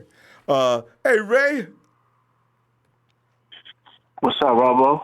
Ray, man, as you can see, we're just crunching the food here on the last 3 days of activity in Santa Clara. So the 49ers are talking about what they're doing. And what's really fun about the 49ers, Ray? Ain't no way in the world. After 3 years, have you figured out a pattern with the 49ers? They don't have one. The minute you think you got the 49ers figured out, everybody's talking about the 49ers go franchise tag Eric Armstead. Oh, man. They're going to see if they can get over and take a team-friendly deal. Blah, blah, blah. Can't wake up there. Boom! 49ers have gotten rid of Deforest Buckner. What? I said, we're gonna be doing that with the 49ers the whole time that those guys are up there. Watch see. But what are you thinking about what happened the last 3 days? Well, I knew coming into the offseason, looking at the defensive line, that they wasn't going to pay the defensive line $300 million in total contracts. I knew that. I thought it was going to be Dee Ford But then I looked at the impact that when D4 was in there, the sacks were up when he was in there, and the sacks were down when he was gone. Yep. And I also looked at the fact that, as much as I love Buckner, I also looked at the fact that the run defense wasn't as good with Buckner this year. I think that was lacking, and then that also hurt when Quan got hurt. True. When seeing that, it made sense in the end, especially when you're getting the 13th pick. And you got to give it up to him, because even after everything that's happened, we're still a favorite to come out the NFC. So you got to give him an 8 just for that alone. The odds makers still have us as the favorite. But I think there's a lot of opinions, that I'm hearing, and all of the receivers are great. But I do think we're going to get a receiver, and I do think we're going to get a D lineman. I just don't know where. My dream scenario would be that Miami takes Tua and wants to jump back up at 13, and we get the 18th for 26th pick. Has Miami got 2 first-round picks? Yeah. Ooh. They have the 18th for 26th pick because they got one for Minka Fitzpatrick, and they got one for somebody else. I can't remember. Minka deal from Pittsburgh, yeah. Oh, yeah. Yeah. All right. Somebody's going to finally do that. Every year somebody has 2 picks that it would cost them. But we wouldn't know until the 49ers was on the clock. And then, the 49ers have traded down to the Miami Dolphins. And like you're saying, if Tua or somebody's available, they'll trade up in a heartbeat. But they'd probably trade up before 13. They'd be scared. Yeah, I think Tua's going to go 5. I'm just hoping that Miami wants to get Judy, because I think all the receivers are good. I really do. But I just can't ignore, first of all, when it comes to the receivers, I can't ignore the fact that Justin Jefferson had 23 catches and 330 yards in 2 games for the semifinals in the national championship game. I feel like when he ran that 4.43 at the combine, and he is one of the receivers that we met with Rieger and Ruggs, I think that sealed the deal for us. And LSU puts out pros. Let's not act like Odell, Jarvis Landry, DJ Chark. Let's not act like they don't put out pros. They do. I do feel like Justin Jefferson is the guy, and I think the other guy that I'm hearing nobody talking about that we met with, and he ran a 4.91, and I think that sealed the deal for him, is Royce Blacklock out of TCU, who's 6'4", 310 pounds, I believe. Damn. I think if you look at him, if you look at his scouting report, he has everything. The only thing that's lacking for him is they're saying processing. And we have the best D-line coach in the NFL who will coach him up. But they say he's super quick, and he gets to that ball, and he has a motor. He's from TCU. So and the Niners have already met with both those players. I think that those are the 2 players, just looking at it. Could be. I think those are the 2 players that they have identified. Now, it all depends how the draft goes. I'm not saying that's as a stole, but I feel like those players' combines changed a lot of things. And I just think that people are not looking at those 2 players. But Jefferson, he's a monster. T. Higgins, he had a bad pro day. He ran like a 4.4, and I think his cone was like a 1.66. It was like it would have been the worst for all wide receivers, and he's kind of soft. What they said the same thing about DK Metcalf last year, though. I'm really torn when I hear these tests and the numbers. I think, well, does that? I don't know. We'll see, because the 49ers always seem to get a guy that nobody else. They seem whomever they got they're locked in on is usually they're going to get him. I don't know how they anticipate, because they'll look past all the glory boys, all the guys that are anticipated to be the golden boys, and they'll get their guy.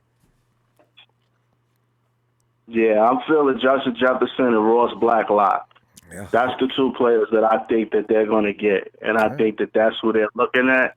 And from me doing my homework, I think those are the guys that I'm singling out. Like I was one of the first players up here that said, "Hey, don't get Emmanuel Sanders." Everybody said he was all washed up, and it happened like 3 weeks later. I knew that. But I feel like Justin Jefferson and Ross Blacklock, just remember those two names. There you go. I'm telling you. I think those are the guys. And Ray called them out first. All right, fam. We're going to go. I'll see you Friday, okay? No doubt. Later. All right, fam. Oh, I'm not sure. What's his name, Ray? Hey, Warren.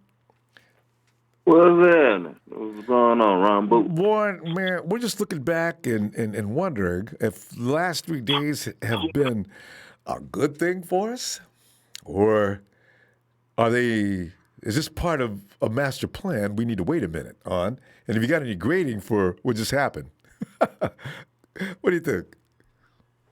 Well, I don't know what Kyle Shanahan and our GM thinking right about now, but I would love to be in their mind right about now. See what's going on. Every time. But, Because, only thing we can do is speculate. Yeah, what the thing is, so everybody's already got their picks picked out for the pretty much the draft. Everybody seems to be torn between the 49ers trading back. Are they going to take a certain player at 13? Warren, what do you... Since we've already done what we've done in the free agency to provide money, and we signed everybody we got, the only next move we can do now is see if we can fortify what we got, right? And you're going to do it through the draft and do it like teams like to do. Everybody likes to build through the draft if they can. I think the 49ers have set themselves up now. For the next few years, they can just build through the draft. And as players get to that 4th and 5th year, all right, go let you out the nest. Good luck to you. What? We ain't got no money, baby. You got to go ahead and see what you can find out there, because we're going to build a nucleus. You pay George Kittle, those other guys, you keep them. You already got Eric Armstead for the next 5-year run. Usually every Super Bowl winner is about that long. And, you got to get George Kittle signed. Jimmy G signed already. This is how you do, right? So what are you thinking? Well, I think we're on the right track. Just I don't think we need to go no high price for agency. Yeah. But because we got no money like talking about. But long we ain't going the Rams route. I know, right? Everybody loves the Rams. We can always use the Rams as a bad don't example. got any money. They can't get rid of that running back right now, so. I know. Gurley's on the block. Who would have thought? I thought Brady was going to retire a Ram. And Aaron Donald keeps talking. They're going to get rid of his expensive butt, too. And I bet you somebody would take him up on it, too. Nobody wants Tyler Gurley. Yeah, I know, right? I'm looking at it like this. I think we need another defensive tackle for sure, top notch out the draft to replace Buckner. Mm-hmm. And we also need another wide receiver, also another cornerback to get that depth behind the cornerback. I know everybody's scared about that too. Yeah, let's just get that cornerback DB somebody. But we don't need an automatic start at cornerback, but we need that depth. You know what I'm saying? If you're going to get him, make sure he does have the potential to be a starter, right? There's no point getting depth. We got plenty of that. We need an absolute star if you can find it. Right. Yeah, I think you give him one. I know this Sherman got one more year, and I feel like got a cornerback. They got the potential to fit our scheme. Gonna be very worth it. And we also need a guard too. That's one thing we do need. We got a few needs to help the offensive line out a little bit more. I think the 49ers are going to feel satisfied with Brunskill, although they should be starting thinking about to get a replacement for Joe Staley at tackle. Yeah, left tackle. Yeah. I see on the round left tackle, he's going to be playing to his 40, huh? Yeah, I know. Joe Staley, him and Tom Brady are seeing who could stay out here the longest. So we'll find out about that. Staley gets hurt now, and that means he's probably gotten to the point now where it might be time to hang him up. You can only play so many years of football, especially at this level, until your body finally can't take all that banging and booming every week. So, yeah. Yeah. Maybe you have to think about saying goodbye. Well, I think it'll be all right. It's going to be good. Yeah, no, for nice because we got a solid coaching staff. I mean, Kyle Shanahan, we need to remember one thing about Kyle Shanahan. He's going to make his offense run. I mean, even with the guys he has right now, if you don't add anybody else, the 49ers offense is not going to struggle. And especially you got Jimmy G now in his second year, after a full year. People don't know it yet, but that ain't going to be the same G next year. So, with what he's got, he'll probably be fine. But it would like to be nice to see him get MVP. Yeah. Might be nice to see that super MVP right here. Oh, yeah. I can see that happening. They still got Matty Ice. Second year under Taco, man. MVP. Right? And actually, I think G's got more talent than Matty Ice. Potentially. We'll see. All right, Warren. Warren, I'll be back Friday and looking for you, all right? Yeah, I got you. Right, Shout out to the 49. Yeah. On the 49 Empire. Everybody out there who represent that red and gold. And lead that red and gold. You hear me?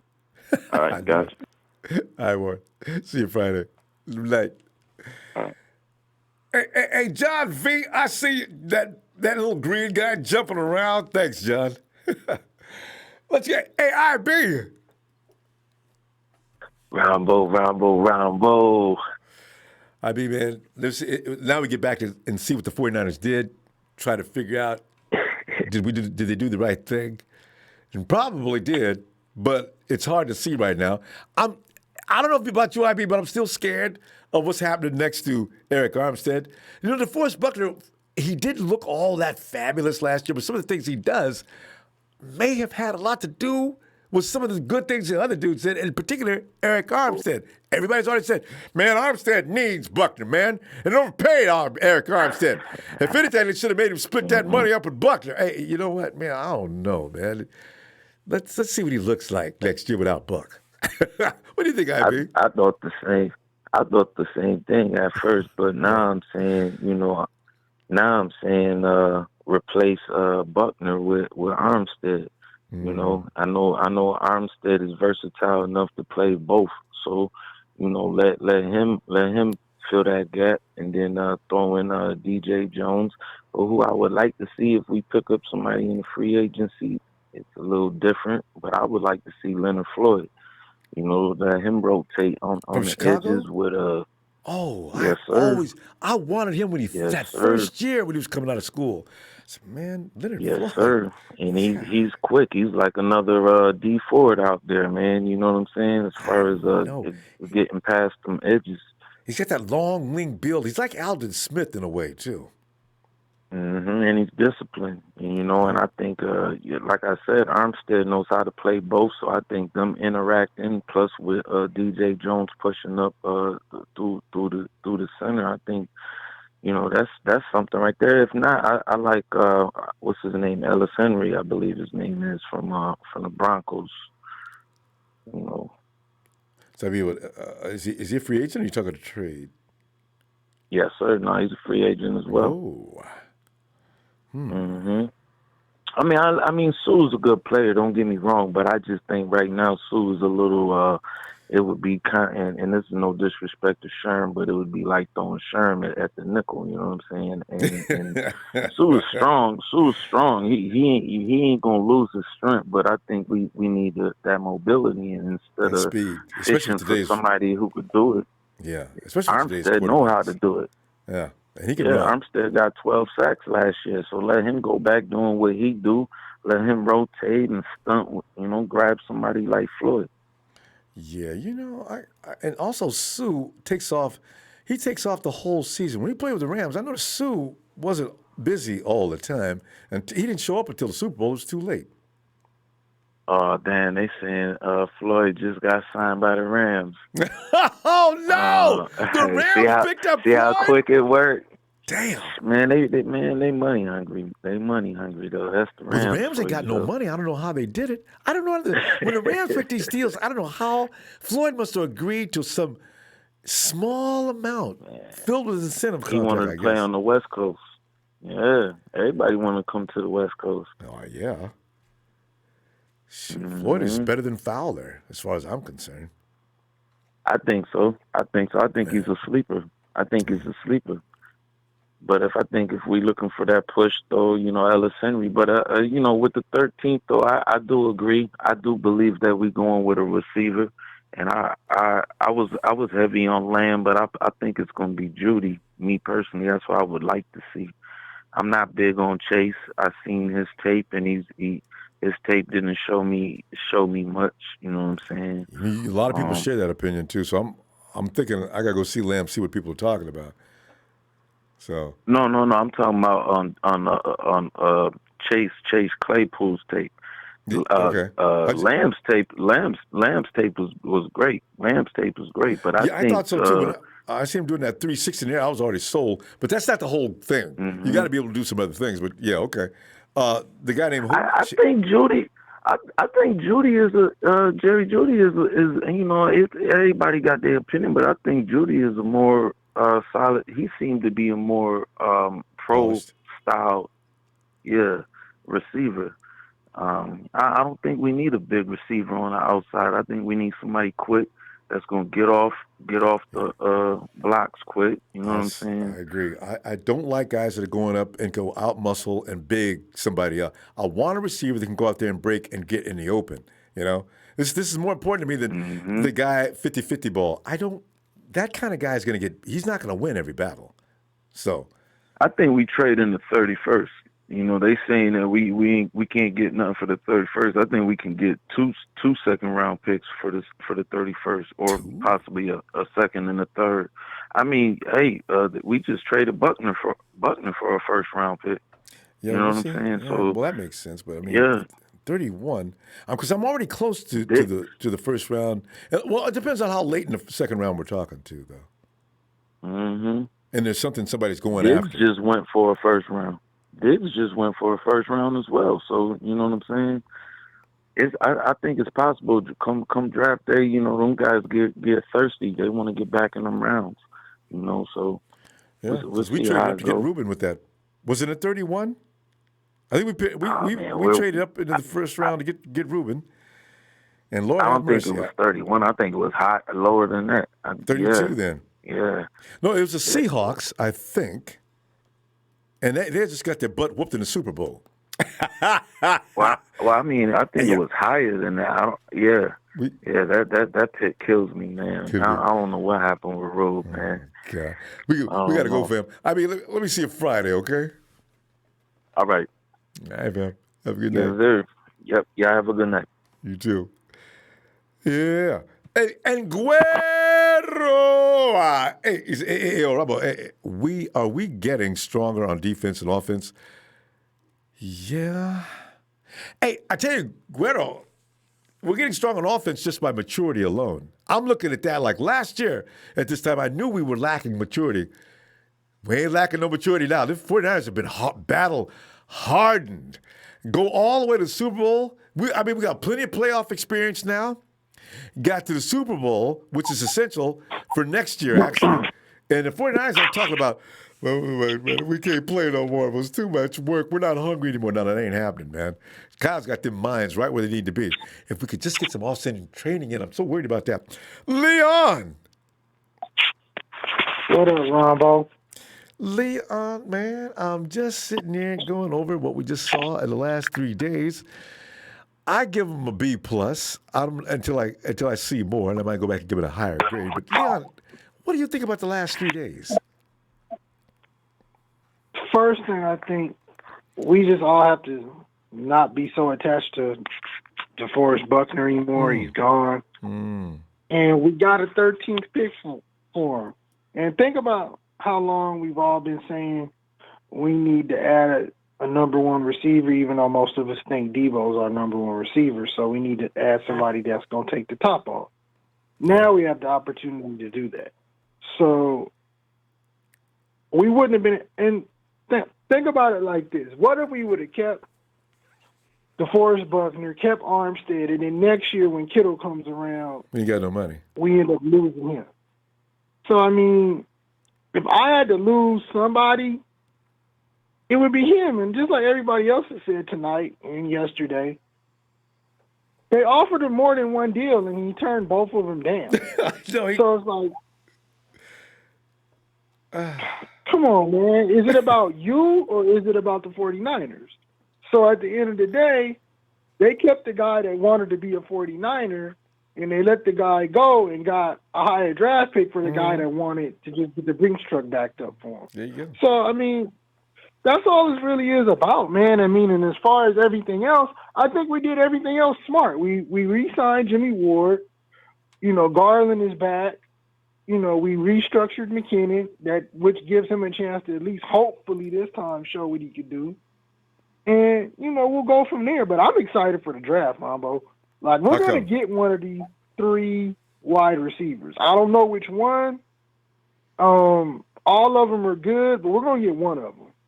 You know, so, which I'm happy about because, like you asked somebody earlier, you said, are you done with Dante? I'm done with Dante. I've been done with Dante.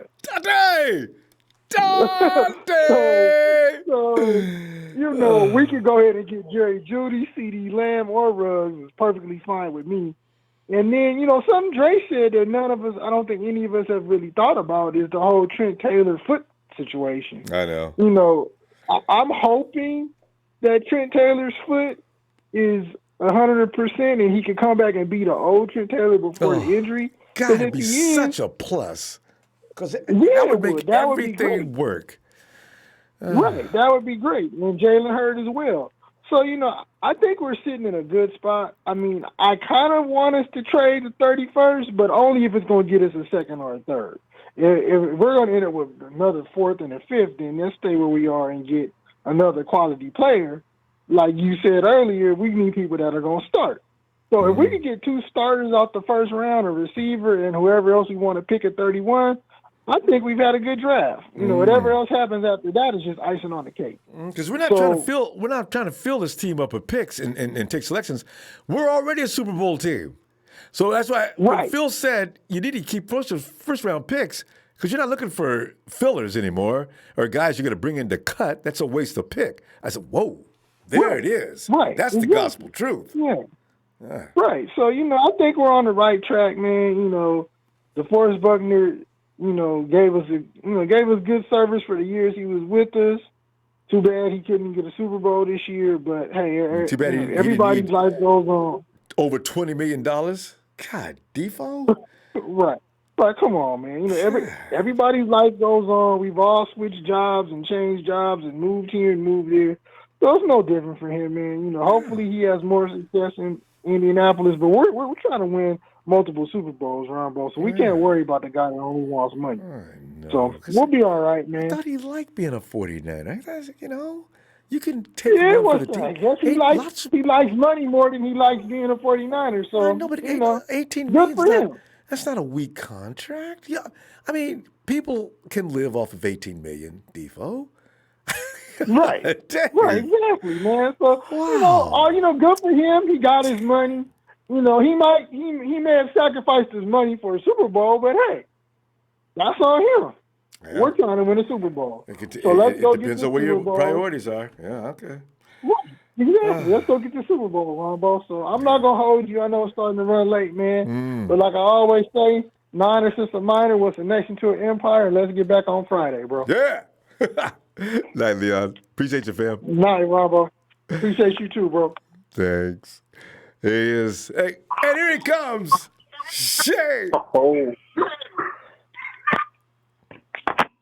Ronbo. What's up, Ronbo? Shay, man, we're just sitting back here tripping over the last 3 days. You know how we do. And everybody's got opinions about what they're going to do with the first. Now that we're moving toward the draft, what we're going to do. But Shay, start from the last 3 days, your feelings on what's taking place. And then maybe you want to move toward the draft. But that 13th pick is getting all kind of debate. What do you think? Oh, yeah, absolutely, Ronbo. Well, I said we would make some moves. Didn't look like today we made anything. I mean, the last 2 days, though, prior. We've been retaining a lot of the guys, a lot of the set pieces. We're bringing back 22 of the 24 initial players from the existing roster from the Super Bowl run. So, I mean, you can't be too mad at that because we're not signing Sanders and Defoe. Those are the only ones walking. But other than that, I'm feeling pretty good, Ronbo. I think, in the long term and the longevity of the team, I do think that Lynch made the right decision, man. I mean, I'm going to miss Defoe. And one of the other callers said it earlier, you're never going to put a player before the team. And sadly, that's the truth. Like, the team comes first, and winning championships matter more than, one player collectively trying to get his money. Now, I'm not going to sit up here and disrespect Defoe. He deserves every penny he got. Do I think he should have gotten the $21 million? No, only simply because that if you're going to be as good as Aaron Donald, you have to show games where you're taking over. Aaron Donald takes over games. True. There is times where Aaron Donald is just unrelentless, and you're just like, holy crap, nobody can block this guy. They're double teaming him, triple teaming him. I mean, the dude is just an animal. And there has never been a game where you've seen Defoe, like you've seen flashes of Defoe, which is an all-star caliber player, which is a Pro Bowl. Yeah, but he never took over a game. You know what I mean? And if you're going to give him second best money, I mean, you better make sure you taking over games. But I've never seen that. So, it does suck because he was my favorite player. But with the 13th pick, yeah, Ronbo, everybody's talking about Kinlaw and Malik Brown, two stud D tackles, but I just don't think the 49ers will draft a D tackle because they re-signed so many guys to obviously we're not going to replace Buckner, but we're going to try to fill the void as best we can, right? Yeah. So they re-signed Julian Taylor. They're bringing back Julian Taylor. They're bringing back Ronald Blair. You're going to have Armstead and, some other Sheldon Day, DJ Jones. You're going to have those guys in sometimes on pass rush situations, or you're going to put some guys outside and move Armstead and probably Bosa on the inside, do stunts. We're looking at a lot of options to see what we can do on the defensive line. But I just think the 49ers might go wide receiver. Like I said, the only two teams that I think are picking wide receiver are the Raiders and the Jets, and they're before us. They're 11 and 12, and we're 13. So I don't know if we're going to move up in front of them. But in the end, Ronbo, I know everybody what we think is the best wide receiver, who we think is the most polished. But at the end, Shanahan's going to pick his guy. And it might not be the guy that everybody thinks, but I will never doubt the grand He plays wizard. Shanahan-style football because he looks for certain Exactly. traits. You're absolutely right. And we're going to say, exactly. oh, no. And then we'll see him. Why? They'll say, okay. Right, exactly. And that's what Shanahan's style, and I think John Lynch too. They don't draft guys with attitude problems, non-coachable dudes. They draft guys who want to come in, work, and get better every day. And like I said, I'll never, and fit the program, and I'll never, not trust the Grand Wizard. Because if I think like Jerry Jeudy is my favorite wide receiver in this draft, most polished. CeeDee Lamb has the highest floor. He could be a Julio Jones. But I've seen some tape. Oklahoma doesn't really run NFL routes. They run a lot of bubble screens, slip screens. They run a lot of verticals down the field. But Jerry Jeudy is the most polished. But he might throw a curveball and say, I like the way, Sims from Baylor runs. He fits my scheme. I'm going to draft him. So we don't really know, who is for Kyle. It's whatever Kyle needs. And I'll never, ever, Ronbo, go against the wizard himself. The boy he knows what he's doing. You know what I mean? Because you look at Debo. Debo fit his offense like a glove. So, yeah. Like a glove. So, yeah. And then with the 31st pick, I don't know. We could trade back. We could, draft. Again, the 31st pick, though, if you trade to the second round, it's going to be a $4 million cap save. So, I know for a fact they would probably want to save some cap. But the cap is going up, too, in 2022. But it's just a lot of – it's hilarious. Yeah, the cap's going up like 50, 60 mil in 2022. So, yeah. You're the one who brought up the thing, though, about the other day about drafting all them first-round picks. I forgot those are the most expensive picks you're going to get. They are. The first 1 and 31 might not be so bad, but 13 might be a little pricey, I guess. Well, maybe not. Right. 30, yeah, Ronbo, the 32 and 33, because 32nd is the first round and 33 is the start of the second round, is a $3 to $4 million drop-off of cap, just already because you're going into the second round. So, I mean, that's significant enough for the 49ers to take a look and we might just draft back grab some more picks and pick up some more pieces. Yeah. So, I mean, second round, you could draft a decent D lineman, and then third round, you could go get a cornerback or or a tackle or whoever. You know what I mean? Yes. All right. So, All right, Shay. but all right, Good Rumble. stuff as usual. Thank you, brother.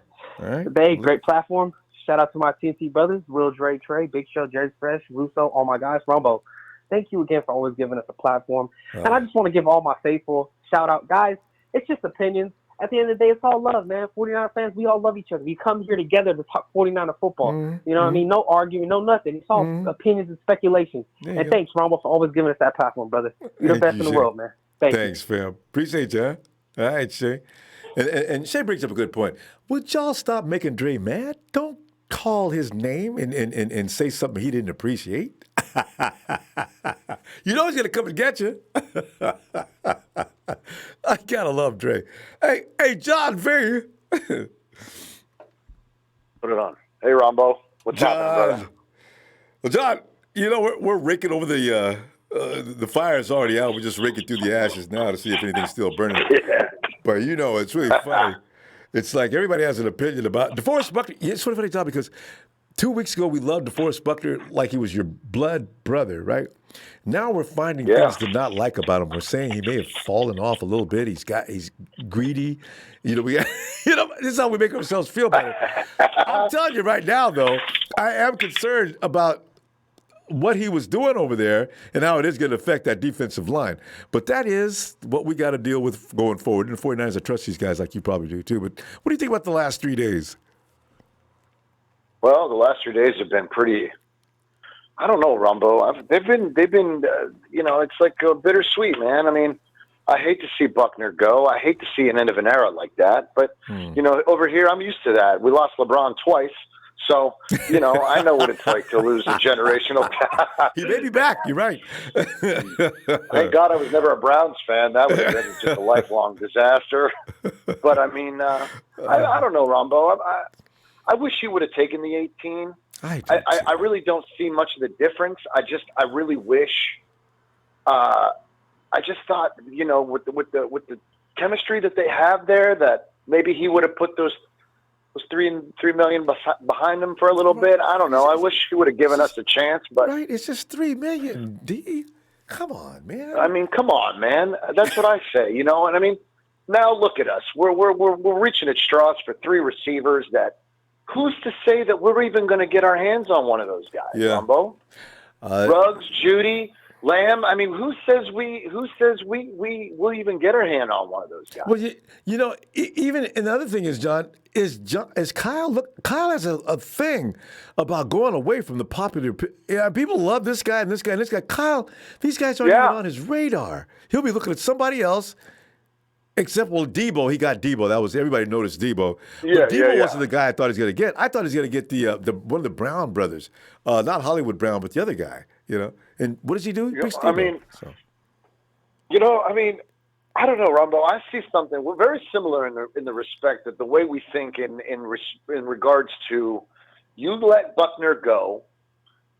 In my mind, I want to replace Buckner because I want that elite defense. I want someone tall, big, and wide, and I want somebody that can get their hands on the quarterback. I want disruption at the line of scrimmage. I want that. Yep. So I wouldn't be surprised if, and I'm going to get roasted for this in the chat, but man, what if we went O-line, protected Jimmy, or what if we replaced Buckner with a DT? Or a DE, someone that can play interior but also disrupt.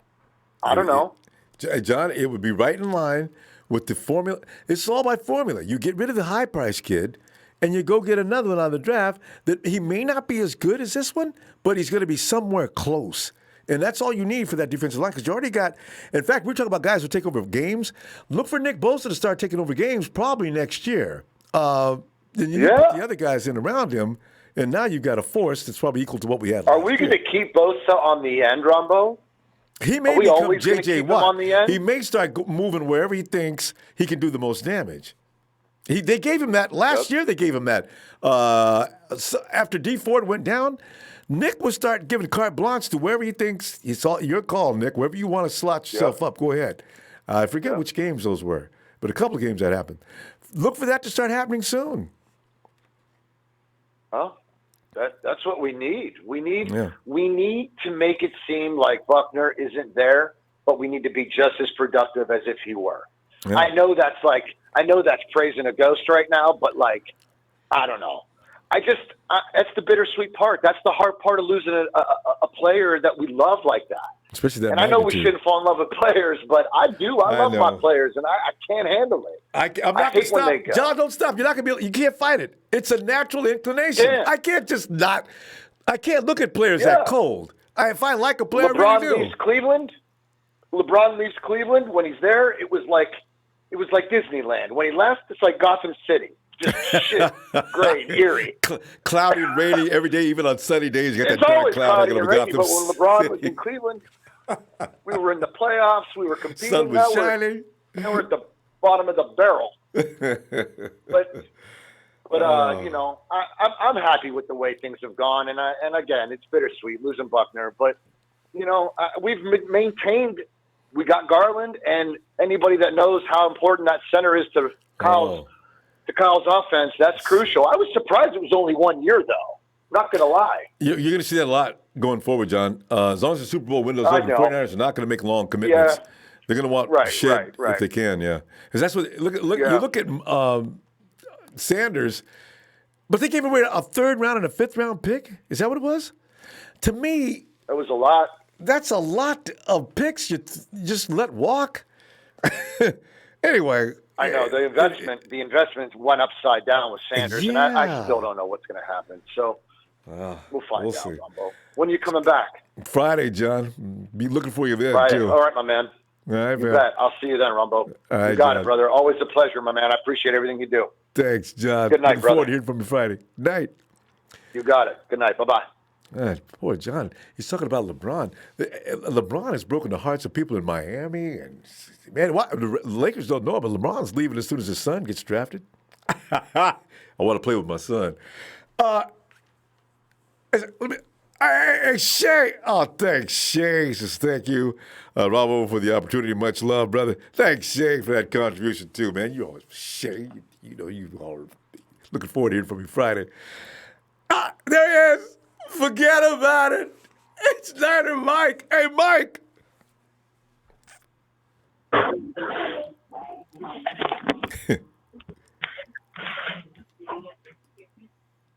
Mike. Forget about it. What's going on? Mike, we're just looking at the aftermath of what just happened in the first 3 days. We came into 3 days thinking we were going to just sign Armstead and maybe do something else. Hopefully we can sign some of the guys we just signed yesterday. And no. We got Armstead okay. Yeah, I know. But we paid a price for that. And we still got Emmanuel Sanders running around there talking about being a Cowboy, which bothers me. He can go anywhere but the Cowboys. And don't go anywhere in the NFC West. But it is what it is. But what do you think about the last 2 days? If you were in charge, what grade would you give these guys? And would you be firing people out of the front office right now or what? Nah, you know what? Hey, listen, I think they're doing a good job, Ronbo. I think they're doing a good job. I looked a little bit more into that thing I was telling you about last night about Hopkins, and it was Peter King that reported it, that we were involved in possibly getting Hopkins. But the problem was we didn't have any picks, Ronbo. We didn't have any picks between the second and the fourth round, and they wanted a player and they wanted some picks. Damn. And so we had a player, we had a running back, of course, we could have given them, but we didn't have the picks, Ronbo. We didn't have a pick to give them since we only had the 31st pick, and they traded him before we did the Buckner deal. I feel like if we would have did the Buckner deal first, then we would have probably been willing to give them the 31st pick and a running back, and we could have possibly got that done. But that's neither here and there. That's over with now. But that's why we missed out on D-Hop. All right. The Rams are going to shit. They lost both their defensive ends today, Little and Fowler, so they're both gone. So I guess Aaron Donald's going to be responsible they just signed Leonard for Floyd, though. They signed Floyd. I don't know how the Rams do it, but they get rid of like 15 guys. All of a sudden, you hear them bring in one. Yeah. Go Rams! Yeah. So it's gonna be interesting to see how it all plays out, Ronbo. For sure, it's gonna be interesting. But I like what we've done so far, and hopefully, we could make a few more moves But I feel like the main thing is going to be in the draft. I feel like we're going to get one of the kids. I think maybe from Bama, maybe the Judy kid. I know the Lamb kid is good too, but the Judy kid from Bama, boy, Mike, we got to run some routes. We got to run a pool on this and get some gambling going on here, man, because everybody's got 13 picked mostly as a wide receiver. But which one? Mike, you got to figure out which one is going to fall all the way to the double digits. Because a lot of those receivers are going to go in the top 10. Well, I mean, that's the thing, though. It's not really so much falling, Ronbo. It's just a matter of the other teams up there in front of us, their needs, Yeah. It's going to be a couple of quarterbacks taken. There's definitely going to be a couple of defensive end pass rushes taken, right? So, there's going to be some secondary quite guys. A few needs.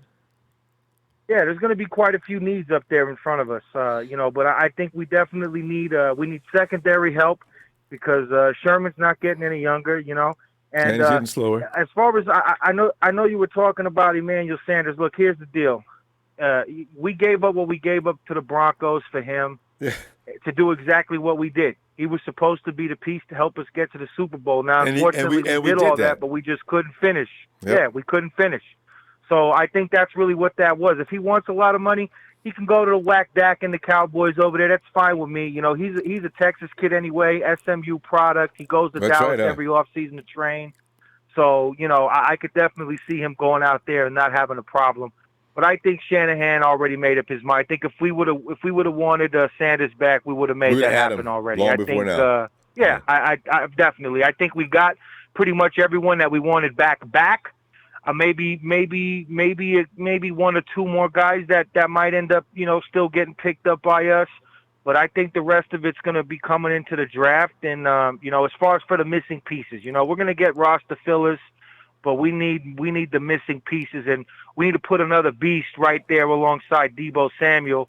And then, let Taylor and Bourne, rotate in and out on the third receiver position. You know what I mean, Ronbo? Yeah, but if Emmanuel Sanders at the end of that game and Super Bowl would have Jimmy G would have got him the ball and that would have been a touchdown, then would you be saying? Yeah, but that's why we're gonna move on from him. Who I don't know who's talking, but that's why we're gonna move on from him. Quite frankly, Emmanuel Sanders pre Achilles tear, Emmanuel Sanders would have caught up underneath that ball and would have caught that ball. And I truly believe that Marquise Goodwin would have caught that ball. Yep. Jimmy overthrew it. I'm not gonna lie, but at the end of the day, I feel like with a little more speed, we could have still got to that ball. But bottom line is, look, Sanders is a good kid. He's a 10-year receiver though. He's already had one significant injury, and I feel like moving forward. I think that it's going to be in our best interest to go on and get us a true number one, especially in this draft when they're available. We will have our choice of one of the three main ones. The Ruggs, the Judy, and the Lamb kid. We're going to have our choice of one of those three at 13. You mark my words. We'll have one of those three right there. There you go. Mike's got it all summed up. Mike, we're going to stop here, okay? I'm going to be back Friday. Yeah, no worries, Rombo. No worries. I got to get back to cooking. I had to get in a step in the other room. You know me. I'm always cooking, Rombo. Always got something good. Oh yeah. We're doing stuffed cabbage rolls is on the menu tonight. Stuffed cabbage rolls. So I'm fixing it up right now. Yeah. I know that's good. That's right. All right. Hey, shout out to you, Rombo. Shout out to the Niner faithful. All of you stay corona free. All right. All right. Mike's doing it, public announcements and public service announcements as well. Wash your hands too, Mike, while you're out there cooking too. Oh, definitely going to do that, Ronbo. All right, Ronbo. All right, Mike. Have a good night. All right. Is it Jack's time? Jack, come on in, man. Oh man, first of all, man, shout out to homeboy right over there. But man, tonight I'm falling asleep with all this nonsense and blasphemous stuff from all these dudes, man. What the hell is going on your radio show tonight, man? I don't know, Jackie. Damn. But shout out to Chill. Is it Chill Pill Will or Chill Pill Phil? Phil. Okay. Yeah. Shout out to you for agreeing with me because, I was the first one to say, let's stay pretty or move up and get our guy when we only had the 31st pick. But now we got the 13. I agree with you. Well, actually, you agree with me, so thank you. As far as, us just having just those one or two pieces that we need to upgrade at the position. So shout out to you, Chill Pill, Phil. And, I don't know. I think I told you something a few weeks ago, if you remember. I said, you know what? I don't want a damn. If you remember, I said I don't want a damn free agent. I don't want anybody. I want the same. What did I say, Ronbo? You just want all the same guys coming back again?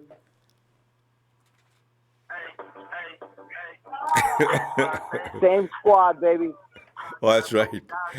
Same squad, baby. That's what I was saying. Let's get the same squad and let's run this shit back. Yeah. And thank you for everybody, John Lynch and everybody listening to your boy, because I called that one too. I'm sorry for bragging all the damn time, but can you hate me? I mean, no, you're not. I'm not dumb. I'm not that. I mean, I'm not a gambling man, but if I was, I'd probably bet on me. You know what I'm saying? Because fuck coronavirus, man. I'm killing it this off season. You know what I'm saying? All right. It should. Down to me, I'm up. I love Kinlaw. I love Kinlaw. I think we should get this homeboy. You know what I'm saying? He might even be better than Buckner at that position. This guy is a monster. I love that shit. But if we get him or the top three receivers, it's basically like, okay, Judy's ready right now. We want to go to the Super Bowl like Trez wants. Or do we wait for Lamb to become the Hopkins, which might take over a year? And Ruggs has problems. He has speed, but he has problems, with guys pressing on him at the line. So he has to work on that. So will he be able to get off and learn that in time to get us over the hump? Is that better than Emmanuel Sanders? Because, you know what I'm saying? Like I said, all these people talking about, we would have, he didn't get us to the win the Super Bowl with the trade and blah, blah, blah. But if he would have caught that ball and Jimmy G would have threw it on him because he was open, we wouldn't be talking about this. That's true. But you know what? A guy like Ruggs, Jimmy threw that ball. Jimmy, they were right in his face. I think G was thinking, no, I'm going to have to put this ball deep so nobody else can get it and give Emmanuel Sanders a chance to make a play. But he just put that ball in the end zone. I actually didn't know he could throw the ball that far. But the thing is, he put that ball in the end zone. If it's Marquise Goodwin, it's a touchdown. If it's Ruggs, it's a touchdown. If it's Taylor Gabriel, it's a touchdown. I love Sanders for what he's able to do, but he doesn't have that kind of speed anymore. So get it. I think our D line is going to be fine. We are going to miss Buckner, but guys like Taylor, Ronald Blair, they did the perfect thing, and they listened to me. You know what I'm saying? I know somebody was listening to Ronbo Sports, and they listened in and said, you know what? This guy's been getting it right every goddamn time. Let's just sign everybody back and get a 13 pick. Get Ken Law, which is basically a Defoe, and get Chenault at 31 or something. But hey, I gotta go, man. It's laid out over here. But what can I say, man? I called it again, so listen in on me. And if I get something wrong, I'll get my hands up and say I got it wrong. But this off season, I'm undefeated. So the draft, you might as well stay tuned and listen to me, man. Let's go Kinlaw, one of these top three receivers. Let's go, baby. Same squad. All right, Jack. Jack, we'll see you Friday. Boy, Jack he's got to be the most humble, modest individual that calls into this program.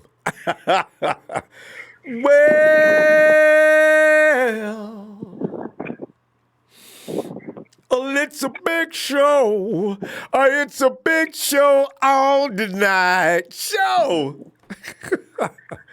Show. You know what I like about you, Show? Because the fact of the matter is, Jack comes in, and the guy hasn't got a humble bowl in his body. Jack's the kind of guy when he smiles, you watch a TV show and a twinkle comes off the guy's teeth. That's Jack. The guy just loves himself to death. And that's what you should all be doing, is loving yourselves, especially in times like these, So I know, actually. Anyways, I cannot believe what I am hearing tonight. Before I begin my points tonight, I have to break some news to you defensive-minded, loving people out there. You don't trade up to 13 when you have the number 2 defense overall in the entire NFL, when you have the number 1 pass defense, pass breakup defense in the entire NFL. You do trade up to number 13 when you are 32nd catching passes in the NFL to draft somebody like a CD Lamb, like a Jerry Jeudy, who will, and I am confident, who will be there at 13 for us. Yes. Really? So what do you base that Yes. on? I mean, what makes you think that's going to be the case? Ronbo, look at the first 11 teams. Of the first 11 teams in the draft are in rebuild mode. They can't afford to make a sexy pick. At wide receiver. Like us. You're right. Okay, so I just want to know where you were going with that. I believe you. Because I already said quarterbacks are going to be the first guys taken. That could be up to 4 exactly, picks. and there are 3. And now you got 7 picks. There are 3. Let's be or 8. Before I begin my point really quick. Let's be clear. Let's be honest with ourselves. Defense gets you to championships. Quarterbacks win you them. Wow, and who do quarterbacks have that can win you championships? They have elite caliber, Jerry Rice type of receivers. That is exactly why you have Joe. That is exactly why you have Joe Montana and Jimmy Garoppolo hanging on the back of your wall right there. You don't have Chase Young. Yeah. Or I'm sorry, you don't have Bryant Young or Deion Sanders hanging on the back of your wall right there. Because let's be honest with ourselves, who do people remember back in the 80s and 90s, the connection of who did Jerry Rice do? Who did Jerry always Rice have? offensive I'm guys. sorry, who did? Exactly. And that is what we have lacked ever since, and why we can't close Super Bowls. Yes, we've had dominant defenses. Yes, the defenses got us to the championships, but we could not close our Super Bowls because we did not have elite talent on offense. Yeah, that is the bottom line. You got to score points. You have to score points. You can't just do it on the run game, which did help us throughout the entire playoffs this season. And you can't continue to do that throughout this coming season coming up because that makes you one-dimensional. And teams are going to take the run away from you. And if you don't draft any receivers, then we're shit out of luck. Yeah. No, I agree. You got to have receivers that teams respect on defense, or else they're just not going to pay any attention to exactly, and that plan their defenses around them, and that are good enough to get by really good corners too. And that's what CeeDee Lamb and Jerry Jeudy do best. And that is exactly who we are going to pick at number 13. We're not getting Kinlaw. We're not getting Brown. They aren't going to get. Do you realize how depleted the Jaguars are on defense right now, Ronbo? Do you remember who they had on defense in 2017 when they won that AFC Championship game? Oh, they're all gone. And they were going buck wild. Yeah, they cleaned house. Yeah. And of all people, the Nick top Foles. 2 defensive tackles are not going to get past the Carolina Panthers or the Jacksonville Jaguars, who are the most depleted team on defense right now. Mm-hmm. And they're not going to be drafting any corners in the top. Other than Okudah, I can see going to the Lions if Chase Young doesn't get to them, who is the best defensive end in the draft this year. Other than Okudah, I don't see any other corners being drafted outside of the top 20 or out in the top 20. C.J. Anderson, yes, maybe, but the main guys that are going to be taken in the top 11 are offensive tackles, quarterbacks, and defensive line players. That's all. That's how the draft works. If you don't watch college football on Saturdays, then just pay attention to people. But so you're making all the sense in the world. Last year, if you go back and you look at the first 5 to 10 picks, you didn't. What was there a wide receiver that? No, not until they got to 31. No, it's not going to be the same this year, probably. But one wide receiver, or two receivers in the first round. Wide receivers don't start usually getting picked at unless if there's a Julio Jones type like in 2011. They don't usually get picked until like number 12 or 13 to begin with. Yeah. But Julio Jones, you absolutely grab in the top 10. Yeah, because if your those are defense extremely rare people to find. Because a lot of teams have their defense just sucks, and that's why they're picking so high in the order. So you're right. I thought about that. I says, you know what? This is a rich draft as far as wide receivers go. Extremely rich in wide receivers. But can you can you do without your defense? I mean, can you do without a secondary player? Can you do without that lineman? You got to go get those guys And first. A lot of people like to bring up the secondary on your show. I'm sorry, but Jeff Gladney at 31 is not going to beat out Emmanuel Mosley to start on the left side, or I'm sorry, on the right side of Richard Sherman. Emmanuel Mosley has earned that starting spot. He has even earned bonuses with his contract. So I'm glad you said there's that. no corner. We're looking at the grass is greener situation. I like Mosley. Mosley is a good ball player. I don't care if he was an undrafted free agent. The guy made a mistake, but he learned. I doubt Mosley ever bites on that kind of fake again, the one he bit on in the Super Bowl. But, I think he's rock solid. Technique, quickness, man, he's good. Yes. I don't know why people are still complaining. We already have an elite defense. We've been building it since Deforest Buckner came on this team. We can't keep adding defensive tackles on that line. Otherwise, we're going to have to give somebody else up again. You're not going to give up to Nick Bosa when you draft Kinlaw or Brown. That's another $20 million right there. There's been a beef of shows for years. Everybody else said, we didn't get this guy, we didn't get that. So in my lifetime, have never seen. I tried to warn you a long time ago because this is what's eventually going to happen. You know what I mean? Like, you can't pay all that money on. You can't pay $200 million on that defensive line. Yeah, I agree. I really do. So we gotta go. Let me see you Friday, okay? Yeah. All right. Shout out to the TNT family. Y'all take care. Stay safe, everybody. You all too, right. Good night. Have a good night. Yeah, show. This is time of year. He gets very into it. Alioa. Hey, what's up, Ronbo? Shalil, we're now trying to make sense of what happened from Monday, Tuesday, Wednesday. And now we say goodbye to our big bad dude, Defo. And I just want to know, are you happy with that, Shalil? Do you want to get your grades? All of that stuff, Shalil. What is up?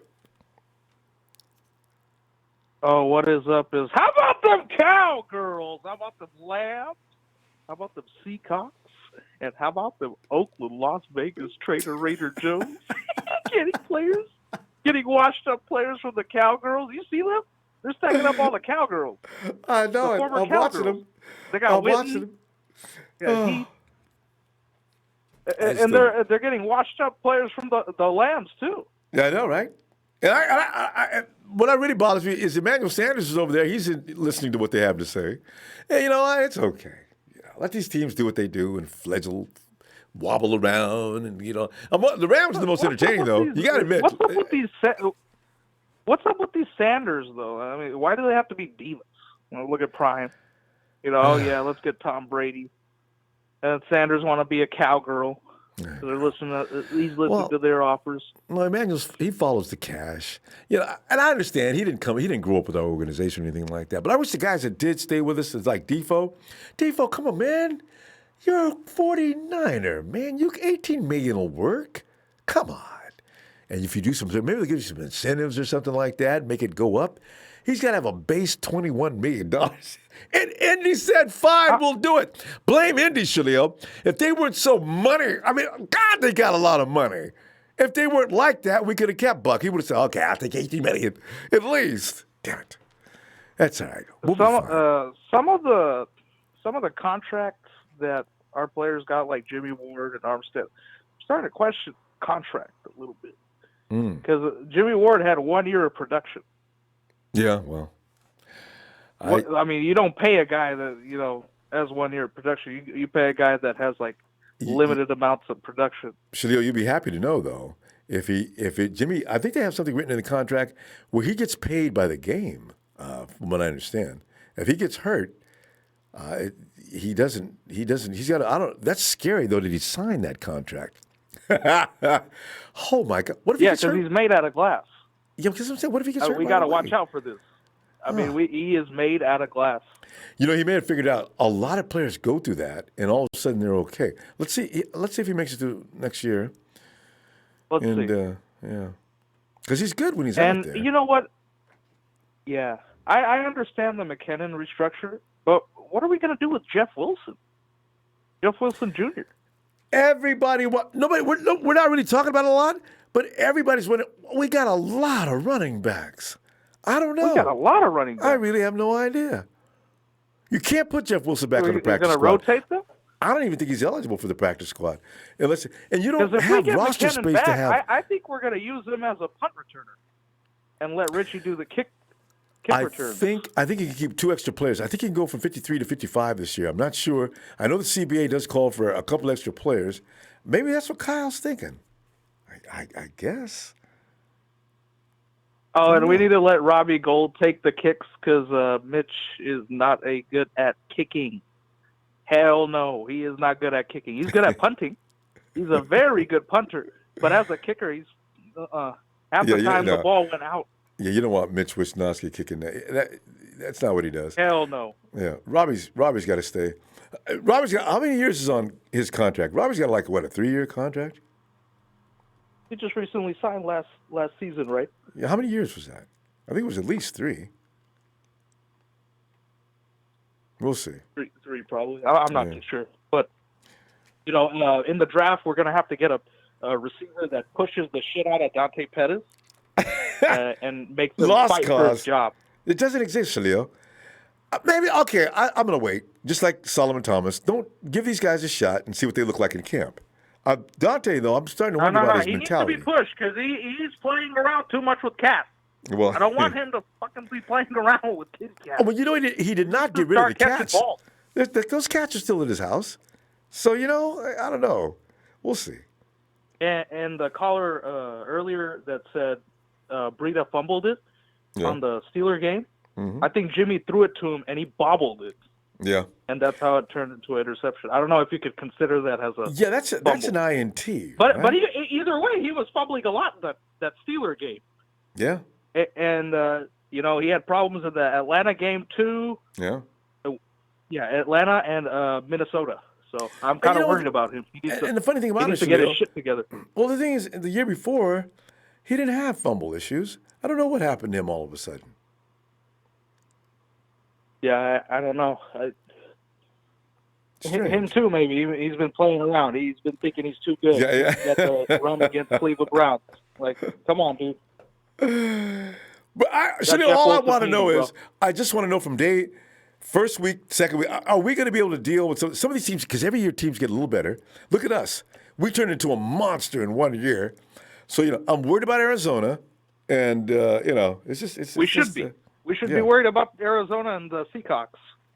No, I'm not worried about them.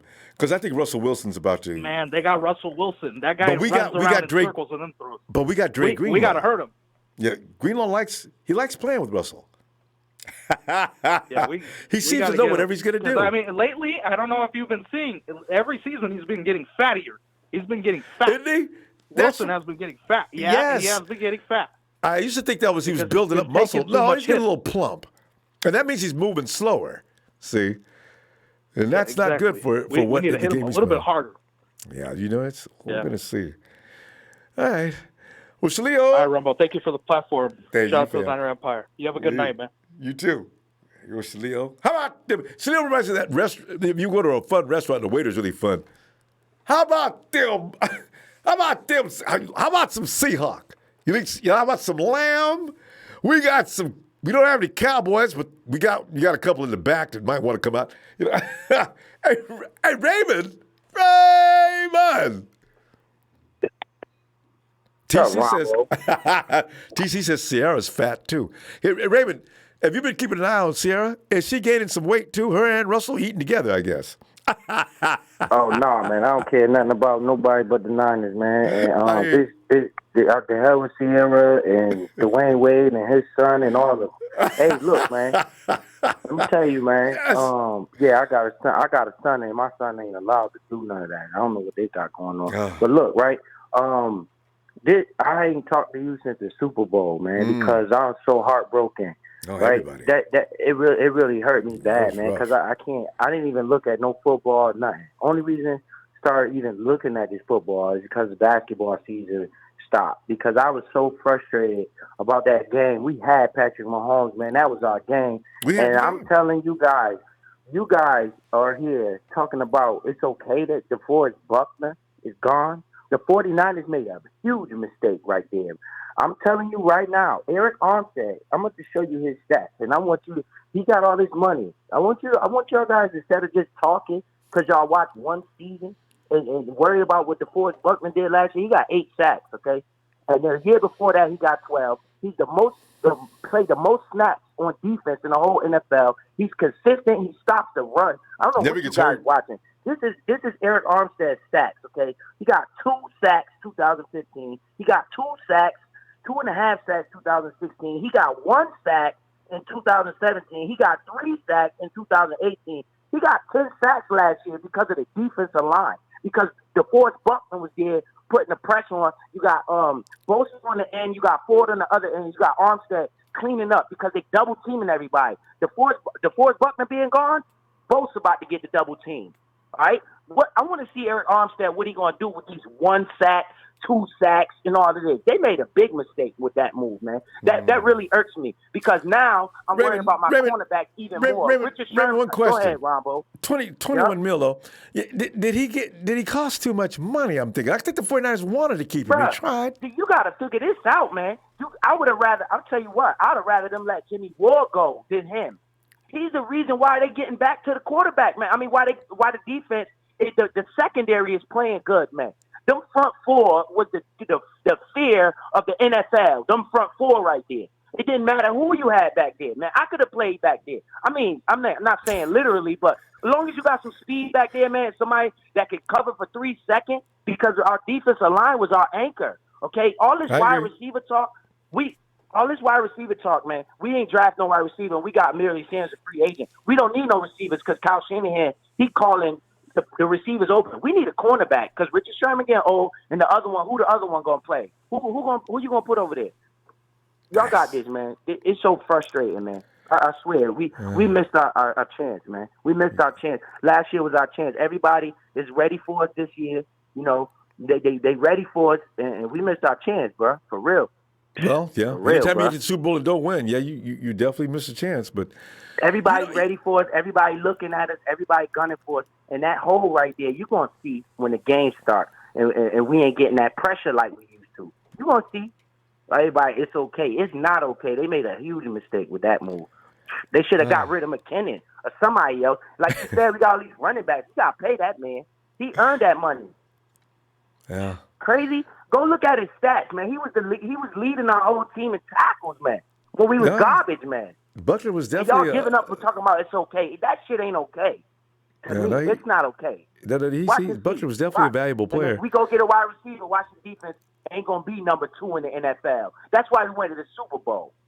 It ain't gonna be number 2 in the NFL. It's gonna be number 10 in the NFL because we ain't gonna get no pressure. But yeah. Well, no, they still got. I still think they still got. That's a lot of guys. Man, both about to get double teamed the whole game. Who? He about to get double teamed the whole game, and D4 couldn't even play last year.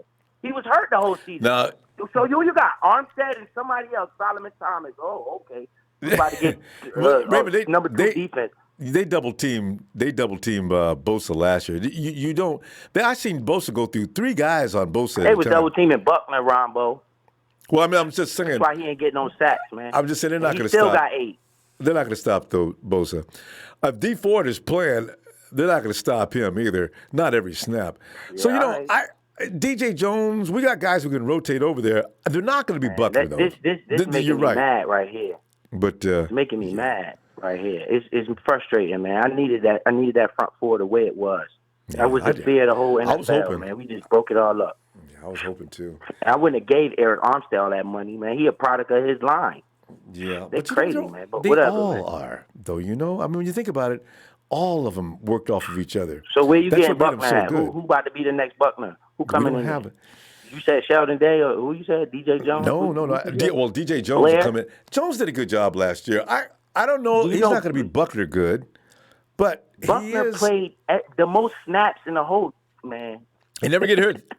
I got nothing bad to say about the most Buckner. Snaps in the whole defense. And didn't miss a game. 67 games, he missed 1 game. Man. The man right, is okay. an Iron Man. It's okay, right? You say it's okay. It's not okay. No, it's not okay. In fact, they tried to keep him, though. Man. The thing is, $21 million. 49ers just didn't have it, Raymond. They just didn't have it. Yeah, because And you I got don't know why they- McKinnon over there for 2 And I years wish for nothing, DeForest paying him would all have that called money. his dog off. Man, I don't need $21 million. What did they give you? They said 18? Man, I'm so cool with that. Go back in there and tell him cool. He didn't do it. He should have called that dude off. But you know how agents Do go. you know why he didn't do it, man? Because he earned that money, Ronbo. But how he was Raymond, doing the thing is, though, he was you playing. got- He was the one on our team doing good every week for us, man. But Raymond, if you pay him that much money, you ain't got nothing for anybody else, though. $3 million. $3 that more takes million care- dollars. You know, I still figure the 49ers, they tried to give him what they thought they could afford. And if he can't take that, we don't have any choice. And I So think you don't Armstead give- took a so then you 5-year don't deal. give Aaron Armstead all that money. Well, but Armstead's just over 2-1, 5. 2-2. I just told you 2-1, 2-2, and then he got 10 because of this line we had. But you don't always go back on the history of a player like and just make a judgment forward on that. You have to go by what he did lately, all right? Yeah, all right. I mean, I'm we're just going to make our judgment when this football snap. Well, yes. We better draft a corner, too. I think it need to be a At the cornerback. end of next year, they might. There's a lot of good corners in this draft, but it's more. They need more, one. There ain't it's no, more wide we receiver might, rich. man. We need one. Who you got? Richard Sherman? He old, man. And who the other one? I'm He still got asking beat. you that. You ain't say nothing. Kilo? Who you got? Everybody over there was getting torched. Emmanuel Mosley? He Made a was mistake. good. He made a mistake, though. But then you in got fact, he made Barrett- a pivotal Barrett. mistake in that game, which may have been why we lost the game. Okay. Everybody's blaming Jimmy. But if Mosley makes that play and stops Hill from making that play, it may be a different story. But it's too late. It's over. I mean, Anyway. the Super Bowl is over, man. That hurt me so bad, man. It just messed my whole life up. But this right here is making it worse, man. I'm like, bro, they just breaking up my whole squad. Not all of it. D-Buck's the only guy. Man, He was a you key watch and piece. see what I'm talking about, man. The game starts in the trenches, man. You No, I can't get agree. no pressure. They're going to pick us apart, man. I don't care who you got back there playing. You know what I'm saying? Right. If you can't get no if you let any quarterback stand Raymond, in, don't climb too far into high anxiety. Let's see what happens. You got to wait man, until after the they're draft. going to double team Bosa, man. They tried that last year. It didn't work. So it's okay. Raymond, Because you can't. When you got all those, all right, go ahead, Ron, but you got other callers. But you can't double team them. You can't. It can't work because if you double team Bosa, you got Buckner, Armstead, and D Ford. You know what I'm saying? So one of them gonna get there. So they're like, okay, we can't double him every time. We gotta slide it, switch it. Now they're like, okay, no Buckner. We're gonna get Bosa ass every time. He might get passes once or twice. He's not gonna do it the whole game. That's the thing. If you're gonna put all your offensive line on Buckner, well, you're still gonna get killed. So it'll work out. All right, Raymond, I'm gonna see you Friday. You should be relaxed. Yeah, we need a cornerback. calm. We played good without no wide receivers last year. We True. need to draft none. We We had a played run pretty game. good in the wide receiver core. All right, fam. I say cornerback. But go ahead, Ronbo. Love you, man. Good. Thank you for this platform, man. Thanks, All right, Raymond. You know I'll holla. be back, Go man. Niners. All right. I'll see you Friday. It's gonna be all right. All right. Talk to you No, later. It ain't, man. This shit just play Super Bowl or bust. Remember that, man. It's over with, man. I know. I'll holler. All right, fam. Good night, Raymond. Boy. One thing about Raymond, he wears his heart on his sleeve. Boy, he's mad as hell, ain't he? And Coach says, I did a mock draft on First Pick site. Actually, a few of them have traded that 13th pick and got some great value, including a second, third, and fourth round pick. All right. That could be on the 49ers. That's probably an option. You got to believe that. And Chris Lee says Bosa, Ford, Armstead, Jones, Thomas, Blair the third. The line is good.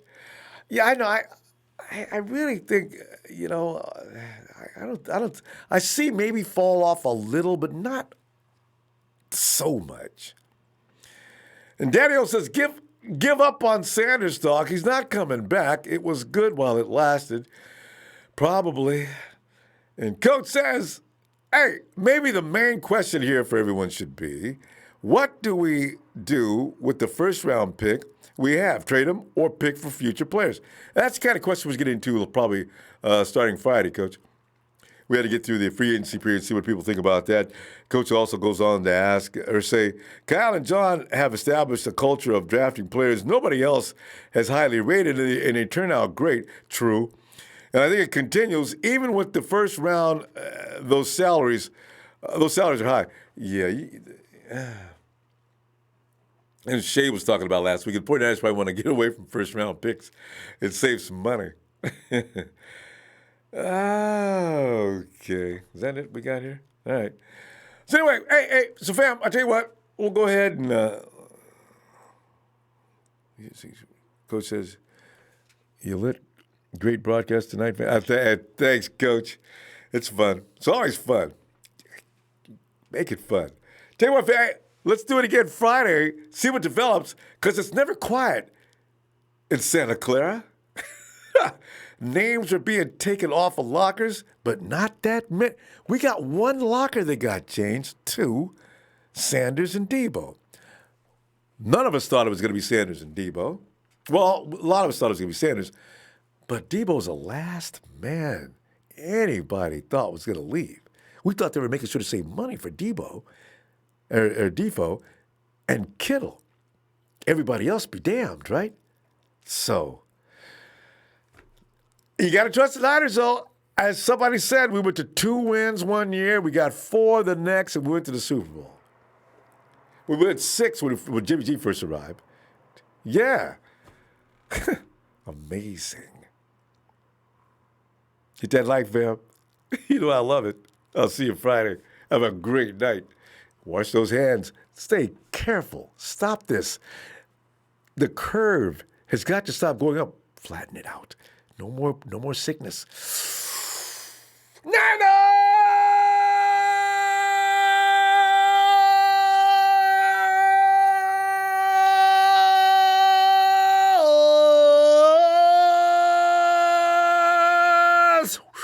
Singing ooh la la.